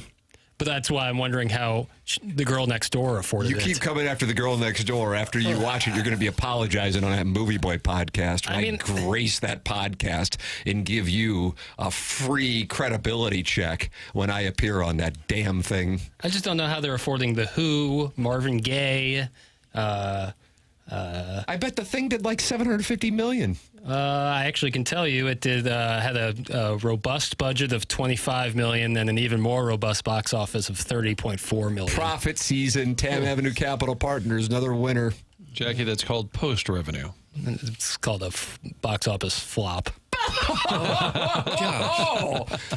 Oh, my God. Timothy Oliphant? Alicia Cuthbert? I mean... Yeah, you would still make money though, right? That's a flop. A few I know it is, but it's still still making a few million. Yeah, but budgets are given out by the studio. There's not like budget.com that sources these things. So 25 million might have been 35 million. Probably. So when I type somebody's net worth in a search engine and it gives me Lou Diamond Phillips is worth $2.8 million, you're telling me that's not verified by the IRS? Not to my knowledge. But you just run with it. Even the IRS wouldn't know. The only guy who would know was him or his financial guy. Mr. Lou Diamond? Yeah. Because that changes just based on the stock market and everything else. That's true.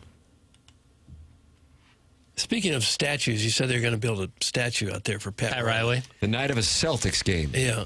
Wainwright and Molina, you think they'll get small statues there in that area outside Busch? That puts me to the test. Yes.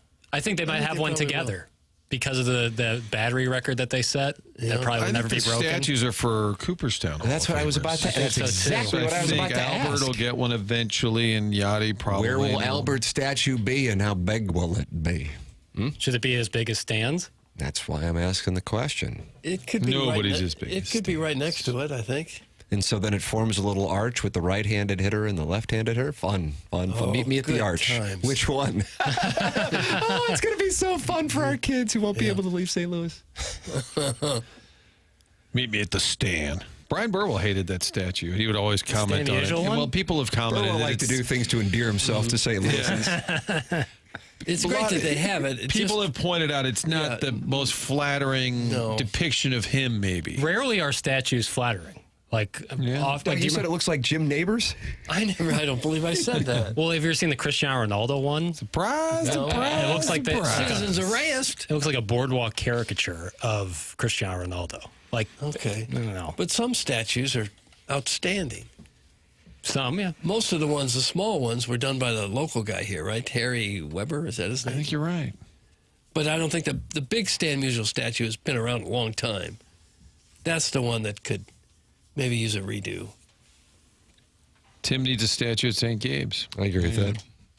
I agree with that. I'm stunned there isn't one already. 6 3-pointers of 1 quarter. The Little Shamrock Tournament in Dogtown at St. James the Greater. How there isn't a statue, beyond me. 6? 6 threes and 1 quarter. Well, who was coaching on the other side? It could cover be the little guy. Yeah, guard Mickey Carroll over there. Seriously, he's just chucking it. Instead of mouse in the house. Mickey in the lane. Mickey in the lane. Mickey Carroll in the lane. Put the Salber statue at first base. That's from Mert the Barbarian. Doug, has there ever been a statue put in play? Yes, at Yankee Yankees Stadium. Had one, had some busts out there in center field. Which seems silly. It did. I wonder if there's ever a problem with it. If a ball bounced off of one of those. I'm sure it did. Took a weird hop. I'm sure it crushed someone's shoulder. It was way out there, though. Yeah, it was super deep. Yeah. Right? Yeah. Well, Houston put a flagpole in center field. In the hill. Unbelievable. Edmonds was not happy with that. Oh. What is Tal's Hill? Why do I have to hit a freaking flagpoles? Jesus. I believe that was an actual quote. Doug, are you saying that Yadi is not a Hall of Famer? Well, I don't believe I said that. I don't know. I think he probably will be. I don't know about Wainwright. I'm not sure Wainwright achieved any of the numbers that generally go with being a Hall of Famer. If he wanted to, and I don't think he does, I think he could, call 20 World Series. I think he's that good as a broadcaster. But I think with the family being young, I don't think that he has any interest in that kind of schedule commitment. No, probably not. And he made like $3 or $4 million during his baseball career, so he's probably invested some of that in the Tam Avenue Capital Partners, and he's doing just fine. Albert and Yadi will end up with statues over there after they get into Cooperstown. I'm sure that's what'll happen. Just kind of like the numbers retired on the wall. 4 and 5 will eventually be. Has anybody worn 4 or 5? Andovino? I mean, 4. I mean, since Yadi left, it's only been 2 years, but with Alberto. No, that never will. Would you retire Wainwright's? Would break loose. Yeah, Would you retire Wainwright's 50? Yes. The Cardinals have a policy. Yeah, I know, but which is what I dealt with Retire 51 with Willie McGee. The only non-Hall of Famer, Doug, you have to withdraw. The only non-Hall of Famer who has his number retired. They have to be a player? Yes. Okay. So we're not talking Gus Mike Shannon? Busch here. Is his retired? No. This guy should be a Hall of Augie Famer. Busch. Ken Boyer? That's correct. 14. I'm surprised you got that. He Just should because be. of the age thing. He was as good as Ron Santo. Ron Santo got in. And I remember talking to Mark Lamping about it when I was on the Retire 51 crusade, and he's, nobody's worn it since. Bud Smith was attacked, and he didn't know what the hell was going on because he was coming from Southern California, and he wore 51 for like a week, and then fans went nuts, and so they moved him to 52. But Mark Lamping told me it's only Hall of Famers and Boyer because he passed away at an early age. Car crash, Doug, is that correct? Cancer, I think. Cancer? That the fan base was really emotional, wanted to pay tribute to him, and so that is how that passed. But since then, they have not done it. And you probably have to have that standard because you're going to get into a real gray area. Well, we liked him. Well, he did win that title. Well, he didn't. So then you unofficially retired. Don Mattingly, the non-Hall of Famer whose number is retired by the Yankees, because Cardinal fans will go, we're not the Rays. We don't just retire him. And it's like, well, the Yankees did it with Don Mattingly. No. Fan favorite. What number was he with the Yankees? 23? I am crowdsourcing. 23, I think. Pretty sure. Has anybody worn 23 for Didn't David the Justice? Pinstripes? Wow, David Justice. Well, that pretty quick. Yeah, that was what he'd been watching that podcast with him where he says he didn't want to marry Halle Berry, but he gave in. He talks That's a a problem lot. we've all dealt with. He talks a lot on that podcast, and then someone needed to tell him to pull the chute. The tweet that hasn't aged well, he was mad because Halle Berry didn't cook and clean and wasn't going to be a good housewife. And people are like, dude, you married one of the Halle prettiest Berry. women on the planet making $20 million per movie, and you're talking about the kitchen? No, Justice wore 28 with the Yankees. Wore 23 with the Athletics. He needs to pull the chute. I like that term. Doesn't look like anyone. So they kind of did the unofficial. Well, I mean, they did retirement, actually. That's the thing. Right. They did retire it. I think he was the last person. 50 will kind of live on that way with the Cardinals. Like they 4 won't and give 50, it away. even if those two don't make Cooperstown. I don't think anyone will wear those numbers again. Yankees retired Mattingly's number in 97. Got it. And he was a part of, I would guess, was one of the darkest eras in Yankee history. I mean, it wasn't like they were horrible, but they just were irrelevant. If I'm not mistaken, he played in one playoff series. Is that the late 80s? It was 95. Vince Coleman got him in the Seattle Mariners, Doug. Oh. And they, of course, went on to take on the Cleveland, and I'd like to apologize in Don't advance. say it. Don't say it. Dians, Ah. who then went on to take on David Justice, full circle, and the Atlanta Braves while he was unhappy with Halle Berry. Hey, guys, stay woke. It's Charlie Marlowe, AI. Martin, you stuck around because we have a phone call who wants to... Oh, he's gone? Yeah, he's gone. You were getting invited on a road trip by a listener. I think Keith from South Milwaukee, who KG dubbed, I believe, off air, but it's fair to say, he said he's the new Pestis. He calls a lot. Tim kind of wrapped him up the other day after we talked chili and burgers for a while about Milwaukee. Keith is from South Milwaukee, lives in Dogtown, apparently inviting me on a road trip. You going? I got onboarding. In all seriousness, could there be a worse way to spend time with a stranger than 8 hours on a car road trip. I think that would be the worst. A car road trip? Yeah. Like Maybe you have a boat, a small boat. With a cabin underneath? Yeah, but then you could just jump into the water and swim to shore. Just end it right there.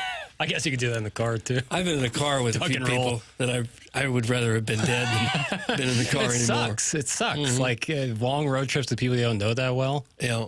Won't stop talking. Well, wasn't there like companies do like carpools, like mandatory carpools with your coworkers? And Oh, is that right? I've heard stories, and that just sounds awful. I rode back from Columbia with a photographer at Channel 4 once, and I asked him a question just as we were on the on-ramp to get on 70 in Columbia. He did not stop talking until we arrived back at the station. Now, Miss Hitter? I will not say the name. Sounds like I might have shipped it right there. Is it a blues radio announcer? At one point, I took my tie and I tried to hang myself in the window. To just for a moment take a breath. An hour and 55 minutes of it. You ever try closing your eyes and they just keep talking like, oh. That's the best. When you put nowadays, you put your headphones in to try to like tell people like, hey, I'm out of the conversation. They still continue to talk. And your earbuds like, earbuds are dead. You still put them in your ear. Just for sure. The old days in college, you'd go to the little kiosk and they would have the little sheets of paper you could rip if you needed a ride home. Oh, yeah. And so you get like random rides home from people. I read a great mystery novel about something like that. Hardy Boys. Wasn't the Hardy Boys? Nancy Drew. A really, really good one. Angela Lansbury. So since Keith is gone, Martin, it sounds like you won't have to figure out a way to get out of the road trip. Well, I got to roll, but Keith, I'll give you a shout. We'll talk offline. There you go. Or you could just email it in, Keith, the morning after at InsideSTL.com. That's where you can send your emails in for the Design, Air, Heating, and Cooling email today. Tickets to the Stiefel Classic, including VIP parking, the prize for the Design, Air, Heating, and Cooling email today, coming up at approximately 10:45 on this program. Martin, have a wonderful weekend. I say we come back and do it again at 7 on Monday. I'll be here at, Doug, about 6:42. Oh, you're 6:42? Yeah, and then Doug's already here. He said, I've been here all morning preparing. Mm-hmm. Martin and Doug walk in about a minute or two apart. And I always give Jackson a little salute in the toll booth. Mm-hmm. I forget that you're in the toll booth. I know. People always forget. People walk by my little booth. Isn't that there. Great though? Yeah, it is. But I like to wave. And sometimes people walk by not realizing I'm in there, and they'll put their stuff all over everywhere, and they'll like tap the glass. Why are they tapping the glass? Well, because they just, I don't know, but I'm like a fish in the tank, and it's really loud in there because it's soundproof. So like when someone taps on it, it really scares the hell out of me. But it's soundproof, but you can hear it? Well, it's a soundproof studio, but when someone taps on the glass, I can hear it. You can hear it, okay. Yeah, it's not a bunker. Well, I said it was soundproof, so I was thinking you couldn't hear. I don't want to end the week like this. Let's leg wrestle. Let's leg wrestle right now. I want you and me to enjoy the weekend. By the way, Tim, Beaufordese is now tweeting at me saying my wife left me. Beaufordese likes to text that into the show, and I'm sorry, Beaufordese. I don't know what to tell you. There you go, Beaufordese. We are going to workshop it someday when you call in 314-974-0101. The program's TMA, presented to you by Brown and Crouppen on 101 ESPN.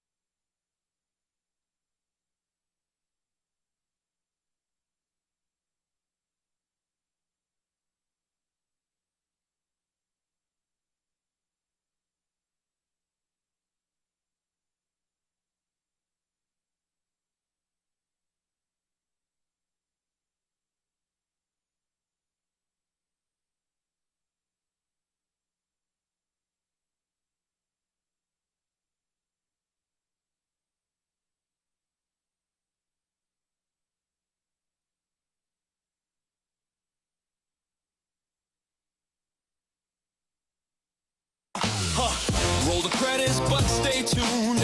Next week's show coming soon. Starting to think that TMA has become a simple promotional vehicle for Movie Boy. You see what I'm saying? Feels like it. Well, this listener went through all the effort to make these. I haven't heard a song for questions from the audience for the Tim McKernan Show podcast. Listener Mike, if you're out there listening right now, make a QFTA song or two, if you would. I think the opening sound is somebody snorting Adderall.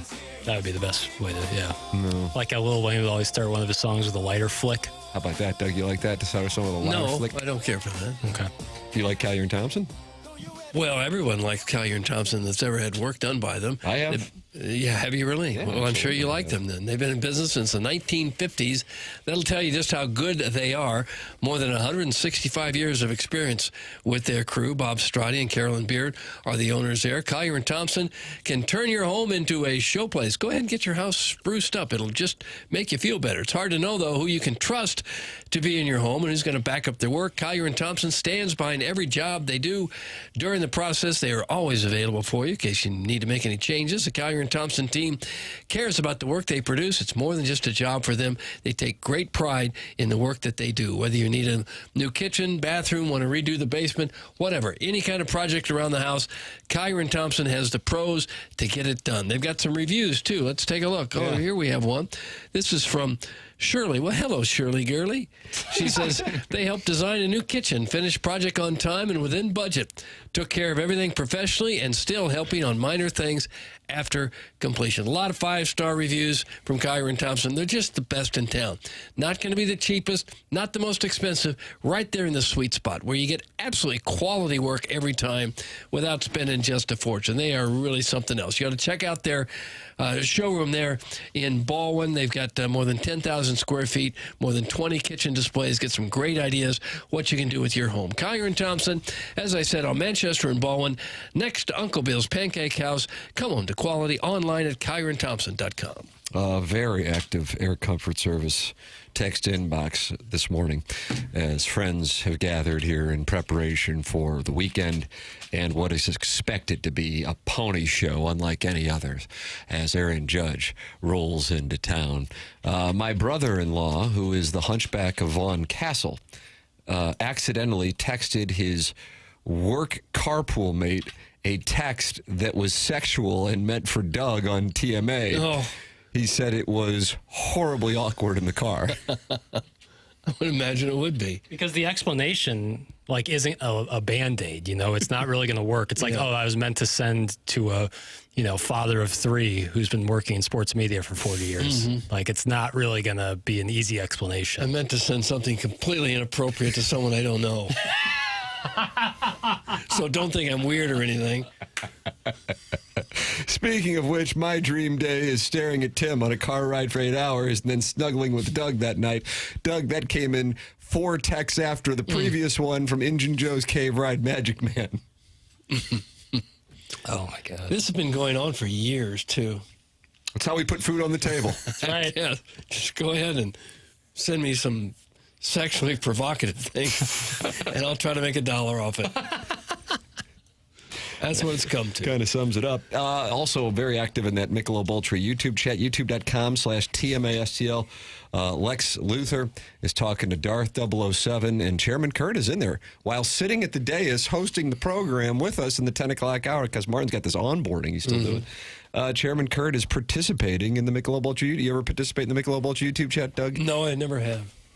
I think you'd like it. I just got ranked number 3 in there, too, so that's big. Huge. There are rankings. I have 300 XPs. What does that mean? Yeah, what does that mean? Experience points? That's what I'm guessing. Oh, yeah. Experience It's like each points? post is an XP? It looks like I thought maybe every post you got 25. So if my math's right, 4 gets you 100. But yeah, I crawled up to number 3. Congratulations on that. Thank you. But what does that get you? It's like $1,000? $2,000. Well, $2,000. It's paying off for Yeah, it. yeah. Okay. Michelob Ultra is the sponsor of the YouTube chat. YouTube.com/TMASTL is where you go to watch the show. And then you got Michelob Ultra at 95 calories, 2.6 grams of carbohydrates.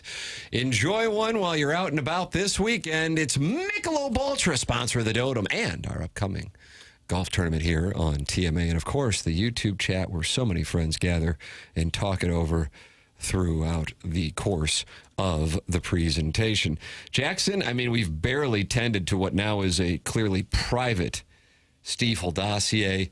It's already 10:23. I don't want all of your hard work on this dossier to go by the wayside. Which topic, which query would you like to go to here, sir? I like this Denzel audio. Yeah, Denzel Washington. Okay.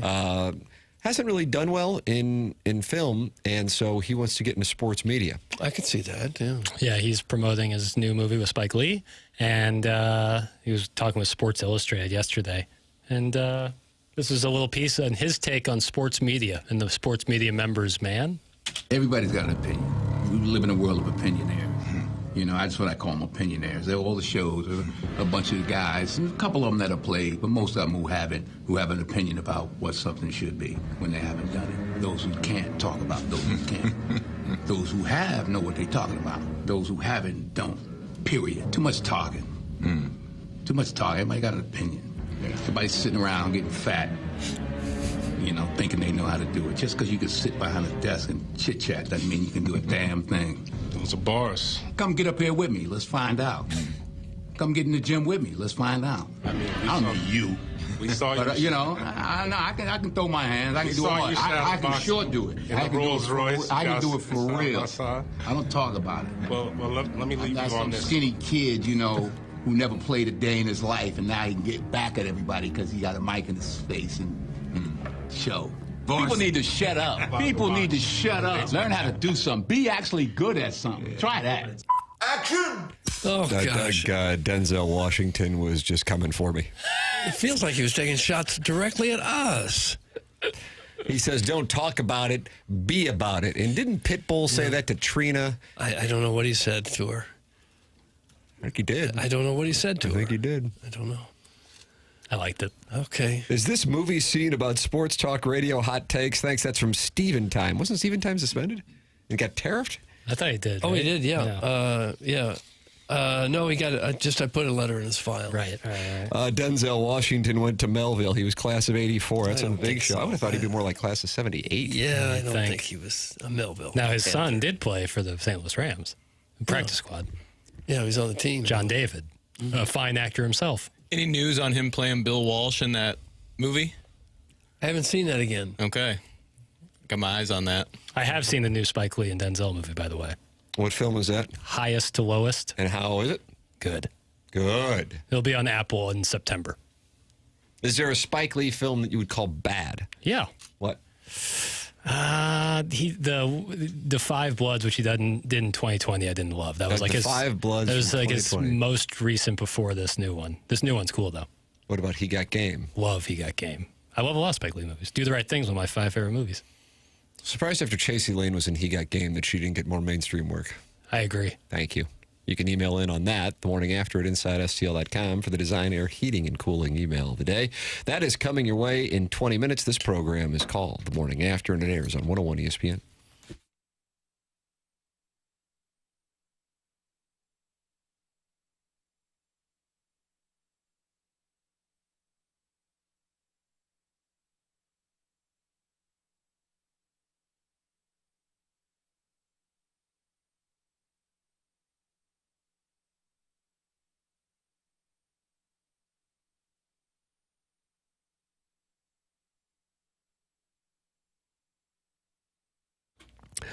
You've heard for years now the name Stiefel, and hopefully you're pronouncing it right. Stiefel, not Stuffle or something else. They sponsor everything now, including the award-winning broadcast dossier right on this very presentation. But did you know they're also throwing one of the biggest parties St. Louis has ever seen since the parade down Market Street in 2019? It's the Stiefel Charity Classic. New title, new energy. It's all going down September 4th through the 7th at Norwood Hills Country Club. They also have a concert there. OAR is performing live at the Friday night community concert presented by CarShield. That's right. Of a Revolution is bringing the good vibes and the sing-alongs with them. Friday tickets cost $50. Golf and OAR are included. These bad boys selling faster than a Friday foursome at the Dotem. Any kids 16 and under, active military veterans, and first responders are free. And also, the email of the day winner today wins 2 all-inclusive tickets to the day of their choice, and that includes VIP parking, food, and beverages. That's Stiefel. Again, Stiefel, charityclassic.com. We will see you there.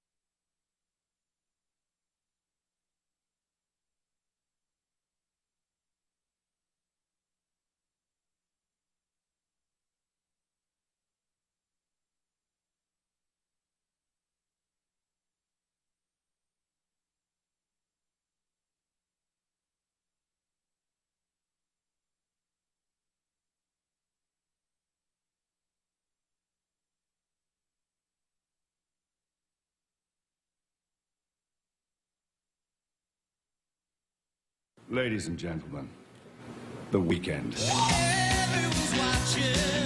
Wow, wow, wow. Bet you. Oh.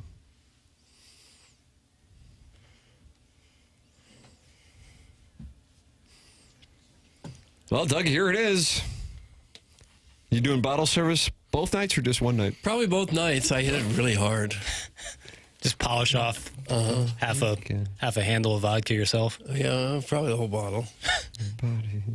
I am a massive partier these days. I'm out, 5-6 nights a week. Yeah, just tying one on. It's not always easy to find a happening joint either. Make my own party if I have to.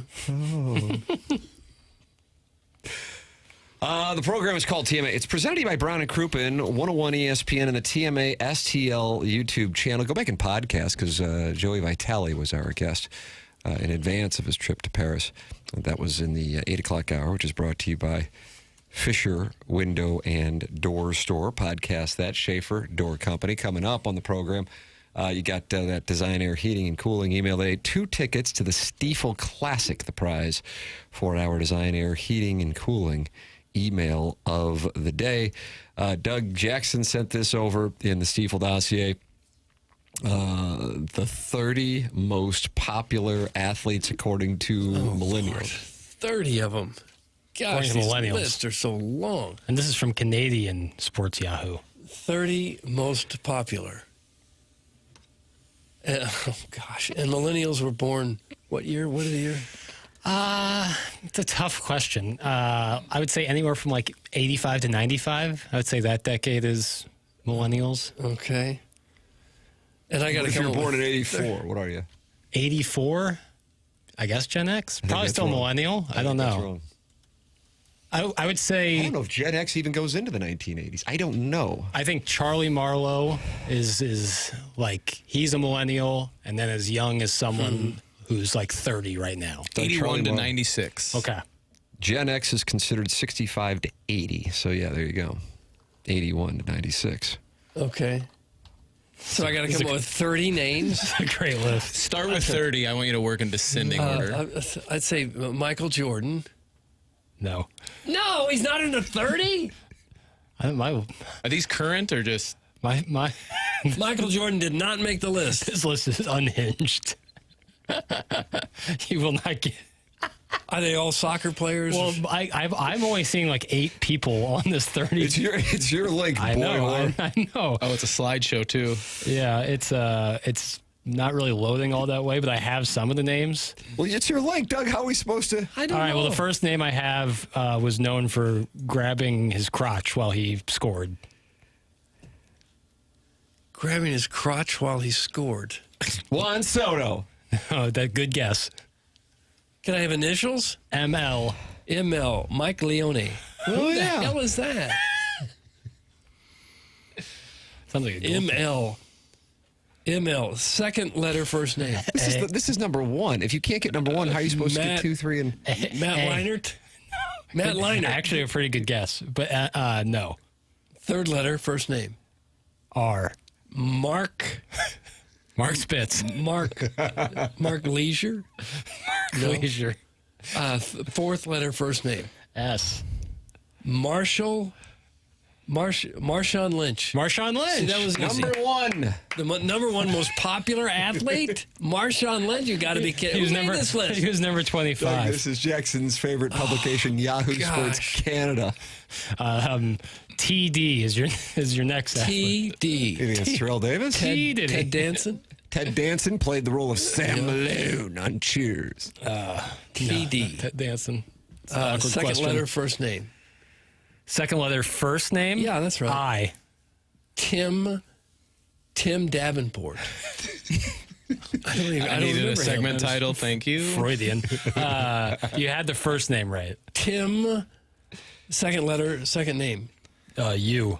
Tim Duncan. Yes. Oh, okay, that was easy. All right, I'm going to scroll down to number 20, Doug. All right. TH is the initial. TH. Boy, this list Ted is Hershey. not playing well. Hersey Hawkins, this list is not playing well in the Air Comfort Service text inbox. Caller Buzz says, oh boy, Jackson got caught scribbling giggly gook on his homework and now has to read it in front of the whole class.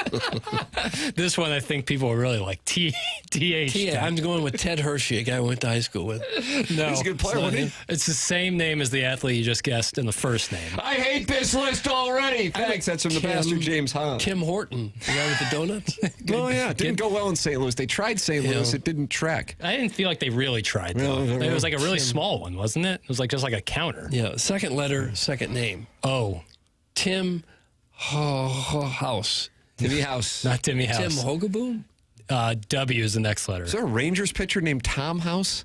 Yes. Is it him? And this is just a mistake? Powerhouse. Is this list from 2015? It could be. Tim. I'm seeing Yahoo Sports. Doug, we have a 10-year-old list that we're going through here. Well, this is leading out serious context. What's the context? The question I had attached to this link was, do you think the idea of younger people having favorite players that play far outside their hometown team is a recent development? When do you think that started, and why do you think that is? And so you used a list from 2015. I was trying to find more lists. I maybe left that one in there. Yeah, this was published January 20th of 2015. All right. He's up there, Vince Carter, on dunking on me so hard. Can you let Doug finish the question? Howard. Tim Howard, the former U.S. men's national team goalie. Yeah. This is Canadian Yahoo. This is the most popular athlete. Most people wouldn't know Number who 20. he is. Number 20. Jackson mailing it in on a Friday, a tradition unlike any other. That's the Hunchback of Vaughn Castle. Not happy with it. I think I put this link and question in Tuesday, so. So this theoretically was you were running out the clock on the week on Tuesday. One could say that. Oh, Doug. Mark McGuire had to get in there somewhere, right? No. No, of course not. No. Sammy Sosa didn't get in there? No. No, why would they? Do a list of the dumbest lists, and this is number 1. That's from Darth 007. In the I can only see like Ken Griffey. My slideshow only goes to 11. Yeah, same. Ken Doug, this Griffey is the get in 30 there. greatest athletes for millennials with 11. Damian Lillard came in at number 12. Oh, of course. Yeah. Dame time. But if this list did come out in 2015, that you'd been fresh off that shot against Houston. Okay. This is one of the worst lists I've ever heard. Guys, can you get us a list from India in 1974? Doug, wouldn't that be fun? Mm-hmm. You'd have to think Gandhi would be on there. Isn't that Yeah. what, 6 years before Ben Kingsley? The Mahatma? I think that's 6 years. That's 7 years before Gandhi, played by Ben Kingsley. Am I right on that? How soon is that by Sexy Beast? I'm not buying number 9 either. Who's that? Mark Sanchez. Butt fumble. Of the most popular athletes in America, He's number 9. Sanchez? That's the list of the Stiefel dossier. That's why Jackson doesn't want the Stiefel dossier to be public, and that's why Mr. Licks is on a mission with the Sunshine Law to get this thing public. Gandhi came out in 82. Do we dare guess who number 1 was? Can we have initials? I don't have number 1 on my list. Wrap up this list. I have number 4. It's as high as it goes. Well, you got the list and it doesn't say who number 1 is? No, but that's your effing list. I have number 4, though. It's Kevin Durant. Why wouldn't it give you number 1? I don't know. Why did it have 11 when it says it's 30? Maybe, I don't know. Clearly, the August sports dead period gave Jackson carte blanche to waste our lives away. I've never hated this guy so much. That's from your mom's lesbian All right, you know lover. what? No more Mr. Nice Guy. I dare one of you knuckleheads to try to come up with 12 segments when nothing in sports possibly is even coming close to going on. Okay. Keith can only call in with an offer for a road trip to one of our co-hosts so many times. For the love of God, you know.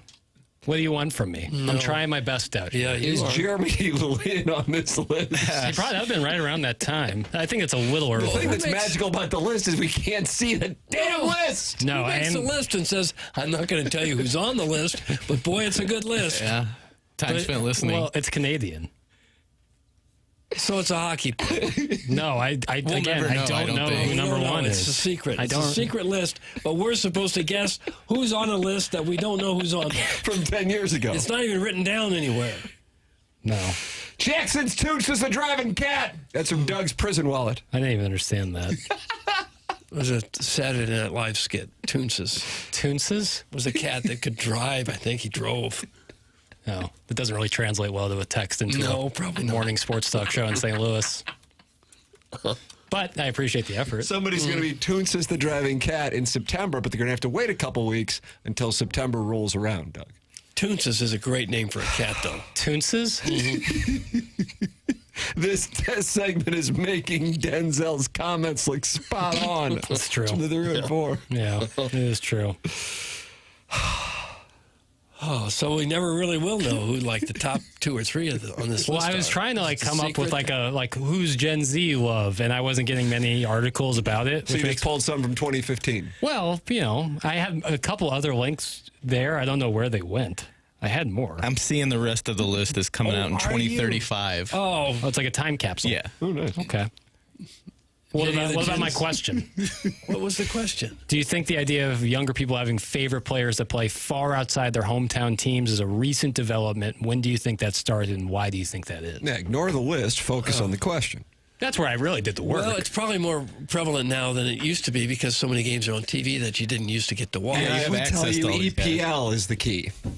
EPL would be the key. Don't you think so, Papis? That's a huge, yeah, when you're talking about far outside your hometown, across the pond would certainly be. But if you're going way back, like when do you think a lot started? of people around the country were big fans of Mickey Mantle or Joe DiMaggio or Red And that's because they would Grange or play Babe Ruth. stickball in the streets of Queens and the Bronx. Well, I think it's because the New York teams and the biggest stars of the sports got most of the media attention, and so people that read newspapers and listened to the radio, that's who they would hear about all the time. Maybe it's my NBA brain working, but I would have thought like Magic and Larry were a big part of that.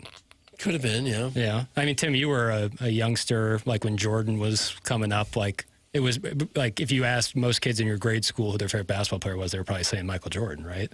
Probably Larry Bird. Okay. This is St. Gabriel's. Right. Celtic pride. I was the only Irish Catholic in South St. Louis polling for the Los Angeles Lakers. I say that with certainty. And while you're wearing your Thriller jacket? While wearing a Thriller jacket. Oh, well, you were Showtime when Showtime wasn't cool. Yeah. I was before. I was during. I wore that jacket during the Paul Westhead Lakers, not the Pat Riley Lakers. I was gonna say, did you wear the Thriller jacket and then slick the hair back too, like that? I did have hair then. If you're trying to take a shot at male pattern baldness in 4th grade. No, but you know what's? We were talking the other day, Tim, and it was the first time in my life I'd noticed the lopsided skull. I had never really seen it. Like I'd heard this about side. It's right here. I noticed. Like this, it was this right is the angle. thing that fell out and now texts into the show. Oh. Gosh. Like Mae Young and the hand that she birthed. Mae Young's newborn hand. Yeah. And Mark Henry was the father? Am I right on that? And he's number 3 on this list from Canada's Yahoo Sports on best millennial athletes. That's of all the lists that you pulled up. This is the worst one.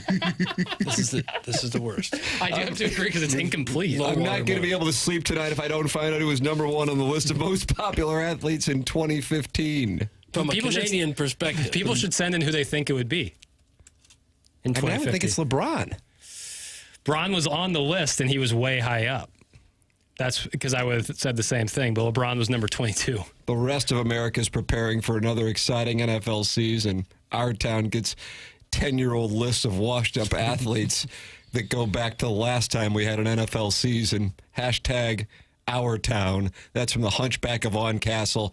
And somehow, Doug, on a beautiful Friday morning in the gateway to the West, which is the gateway to the best football team, our Daubers have been struck down by the Hunchback of Vaughn Castle holding up a mirror. A lot of these guys are still playing. Messi, Odell Beckham Jr., Dame, Bron, KD. These guys are still at the top of their game. Well, some of them.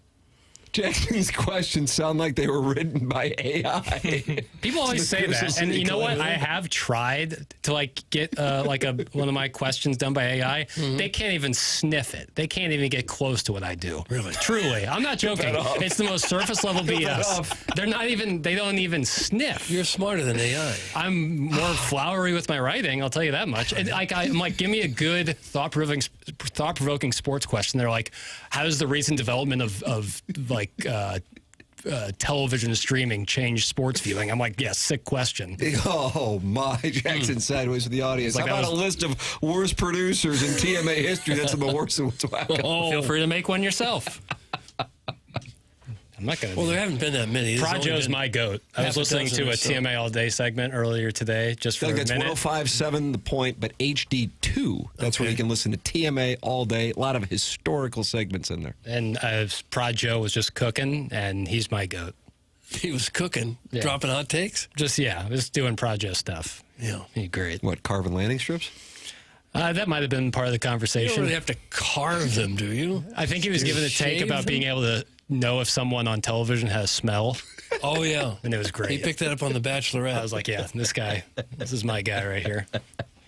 Yeah, he thought the girl who was the Bachelorette for a season had a smell. Mm-hmm. Somehow he could tell. Cute girl. No, apparently she had an odor. Email in the morning after at InsideSTL.com for the Design Air Heating and Cooling email of the day. It's coming up here in a matter of moments on TMA, presented to you by Brown and Crouppen on 101 ESPN.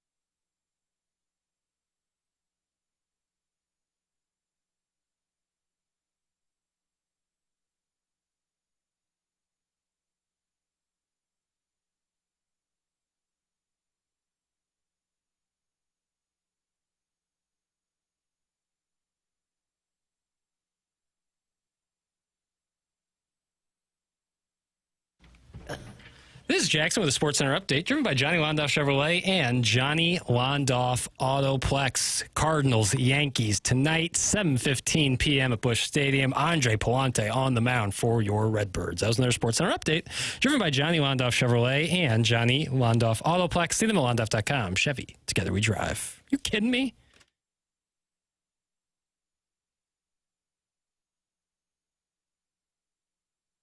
Well, it is the morning after, presented to you by Brown and Crouppen here on 101 ESPN. And you can watch the program, youtube.com/TMA STL. Jackson, if you were advocating, as they're doing in the TMA STL YouTube chat, presented to you by Michelob Ultra, for some Buck Swopes Picks podcasts to familiarize longtime 101 ESPN listeners who are confused by their growing attraction to this show that they condemned in late October of 2024, its mere existence, much less its appearance on this station. And now, in an odd way, kind of like a dom-sub relationship, they find themselves attracted to it but can't explain it to their therapists. What Swopes Picks episodes would you recommend to familiarize oneself with the history of what is considered to be the greatest show in radio history? My favorites are the origin of Free Dodom and Dodom himself. I thought Buck Swope should win an investigative journalist award for his Rams There is no secret plan. There is no secret plan. Legitimately great journalistic shows why Buck Swope's the best in the business. Right there. That's like a legit, really great one. The Rise of Plowboy is one of my favorites. Doug the Plowhawk. Okay. I really enjoy the FS1 Doug rants segments. He did a deep dive into that. The two-part Sveta and Rokas unveiling of Tucker is a great one. That's nice. Starter packs. Caden Cross's Foot Fetish Friday. Yeah, Doug did his own list of top quarterbacks you'd want to lead a two-minute really drive good and one. top 5 goalies of all time, and you landed on Glenn Hall as one of the... Buck is one of the best goalies, absolutely. Buck just interviews the hell out of Caden Cross, who seems a little confused about why she's being interviewed about this moment, but does a damn fine job nonetheless. But you've given a lot. I have. You've said it all. My favorite one personally is Doug's rants. Because it includes an unfortunate episode at the DMV at Deer Creek. DMV, the golf coach one, and one of my favorites is, I guess players were complaining about being too hot at a football practice, and Doug yells something like, "Too hot." When I was a kid, we used to have football practice, and when we got thirsty, they'd give us a salt lick. That's what they did. A salt pill. What great advice that is. Don't take any water. Get out of that water, they'd say. Well, I'm dying over here. And yet... 100 feet away, they'd have a smoking lounge for the students. It was okay to be a 15-year-old person and light up a dart, but heaven forbid we get a glass of water practicing football in 95 degrees. So they give you They give you a salt tablet? Yes, a salt tablet. And I think you said, "What am I, a horse? I don't need this salt tablet." That's what they would give. And it really makes me laugh. Basketball practice, same thing. Run for 2 hours, and you weren't allowed a drink of water. That's how Dick Vermeil led the Rams to the 1999 Super Bowl. That's why they called it. That's why they called it Gatorade. That's why people also were dropping dead around the country. Yeah, Gatorade. That's the Gainesville. That's why kind of they invented electrolytes. I think the salt was to give you electrolytes, but then they created a drink so you could hydrate yourself instead of licking a salt tablet. Yeah, they really thought we were going to get cramps or something, or get out of shape if we drank water. Doug, I got to do it. I got to go to the Design Air Heating and Cooling email today, or else we won't get to give away these Stiefel Classic tickets, including VIP parking. Hello again, everybody. It's time for the Design Air Heating and Cooling email of the day. Morning, guys. A little poem. First, we had Joey Bingo. Doug hates preseason bowl talk lingo. Tim keeps finding bad lists. T-shirt jokes get Jackson quite pissed. The Cardinals needs players with more balls. Chairman, please take more calls. Doug admitted he's quite the boozer. Chairman Steve hyperventilating sounds like a loser. Jackson loves him some movie boy. I wish Doug was my play toy. No. Thanks, guys. Happy weekend. That's from Jake in St. Genevieve. Jake in St. Gen. Cardinals get hot. A baby is what they've got. Old and full, they are not. Sup, Doug? That's from the unknown DJ. Unknown DJ. Morning, beautiful boys. Me again. Wanted to give the haiku another shot today. Voluptuous breasts, unbutton your blouse. Douglas, show me the world. Have a great weekend, all. Some Tanner skid marks. Gosh. Is that what Dave Matthews means in Crash? Hike up your skirt a little more and show your world to me? Is he talking about that? I don't know. I think it's about 2 hemispheres. 96? Tanner skid marks. 96? He's new. Tim, Doug, Martin, and Jackie Papers. Congrats on the show's anniversary, and to Doug on the hole-in-one. I believe it should be Mills Brothers Monday, every Monday in August in honor of Doug and his hole-in-one. I am also emailing in so I can win Email of the Day contest and get the VIP parking for my stepdad at the Stiefel Golf Experience. If you would pick me, it would be greatly appreciated. On a side note, after I win and claim my VIP parking prize, can I transfer credit of the Email of the Day to someone that is in the running for Email of the Month? I would take Martin or Chairman Kurt's recommendation for the pick. Thanks. That's from Illini Golf Doctor in Edwardsville, Illinois, not Edwardsville, Spain. No, can't transfer credits over the dice. Illini Doctor? Yeah, I just read what's in the teleprompter. Okay. Larson's perfect World Series game. Wilt drops 200 points. 100. Reggie Jackson's 3 home runs against the Dodgers. Jeff Hurst hat trick in the World Cup. And Tim McKernan show on August 15th, 2025. Did that guy really think Wilt dropped 200 points in one game? No, think about 100. that. I know. That's my top most dominating performances I have seen. Only thing lopsided I see is how much better Tim is than anybody else. But this email is about a different kind of performance. A sexual performance. VP Fair 1985. It was so hot, and I'm not talking about the weather. I was eyeing up a khakied reporter when it happened. He set down his microphone, grabbed my hand, and just smiled. As we walked the riverfront, we explored every inch of the arch grounds and then every inch of each other's sweaty bodies. Oh. Devoured making good choices. Kevin Miller? It's Kevin Miller, isn't it? It's Kevin Miller. I recognize the writing style. I'm going to write it down. Kevin Miller. Doug, and that's it? No, and finally. Okay. In honor of Doug's hole-in-one, a haiku. Doug's khakis so tight, nicely hugging buns so nice. Let me squeeze them cheeks. That's from Who's Your Daddy? And Doug, that's what we have for the Design Air Heating and Cooling Email of the Day. Who's Your Daddy? Okay. Wow. I guess I'm going to have to go with Jake and St. Genevieve. Oh, hold on. We got a late entry. Oh, okay. It looks like, Chairman, am I correct? Midge? Is this filtered? Yeah, I saw the clock. I figured we could squeeze it in. I was filtered yesterday, and that is direct shot at every short brush cut, sun visor, dungaree overalls, Birkenstock sandals with white tube socks wearing gal out there. Tired of it. That's from Midge. Midge. That's what we have. I don't get that one. Okay. Design Air Heating and Cooling Email of the Day. I'm going to stick with Jake and St. Gen with my vote. Jake and St. Gen. I thought Tanner skid marks really showed some great writing. I'm going Tanner skid marks. I liked Kevin Miller. Wow. This might be the most important vote of my life, Doug. I'm going Jake and St. Genevieve. Oh, Jake and St. Genevieve has won the Design Air Heating and Cooling Email of the Day. Congratulations to Jake. And he is in St. Genevieve. Time for us to shut it down for Jackson Burkett, for Chairman Kurt, for Martin Kilcoyne, for my brother Kevin, for Douglas Elvin Vaughn. I'm Tim McKernan. This has been TMA, presented to you by Brian and Crouppen on 101 ESPN and the TMA STL YouTube channel.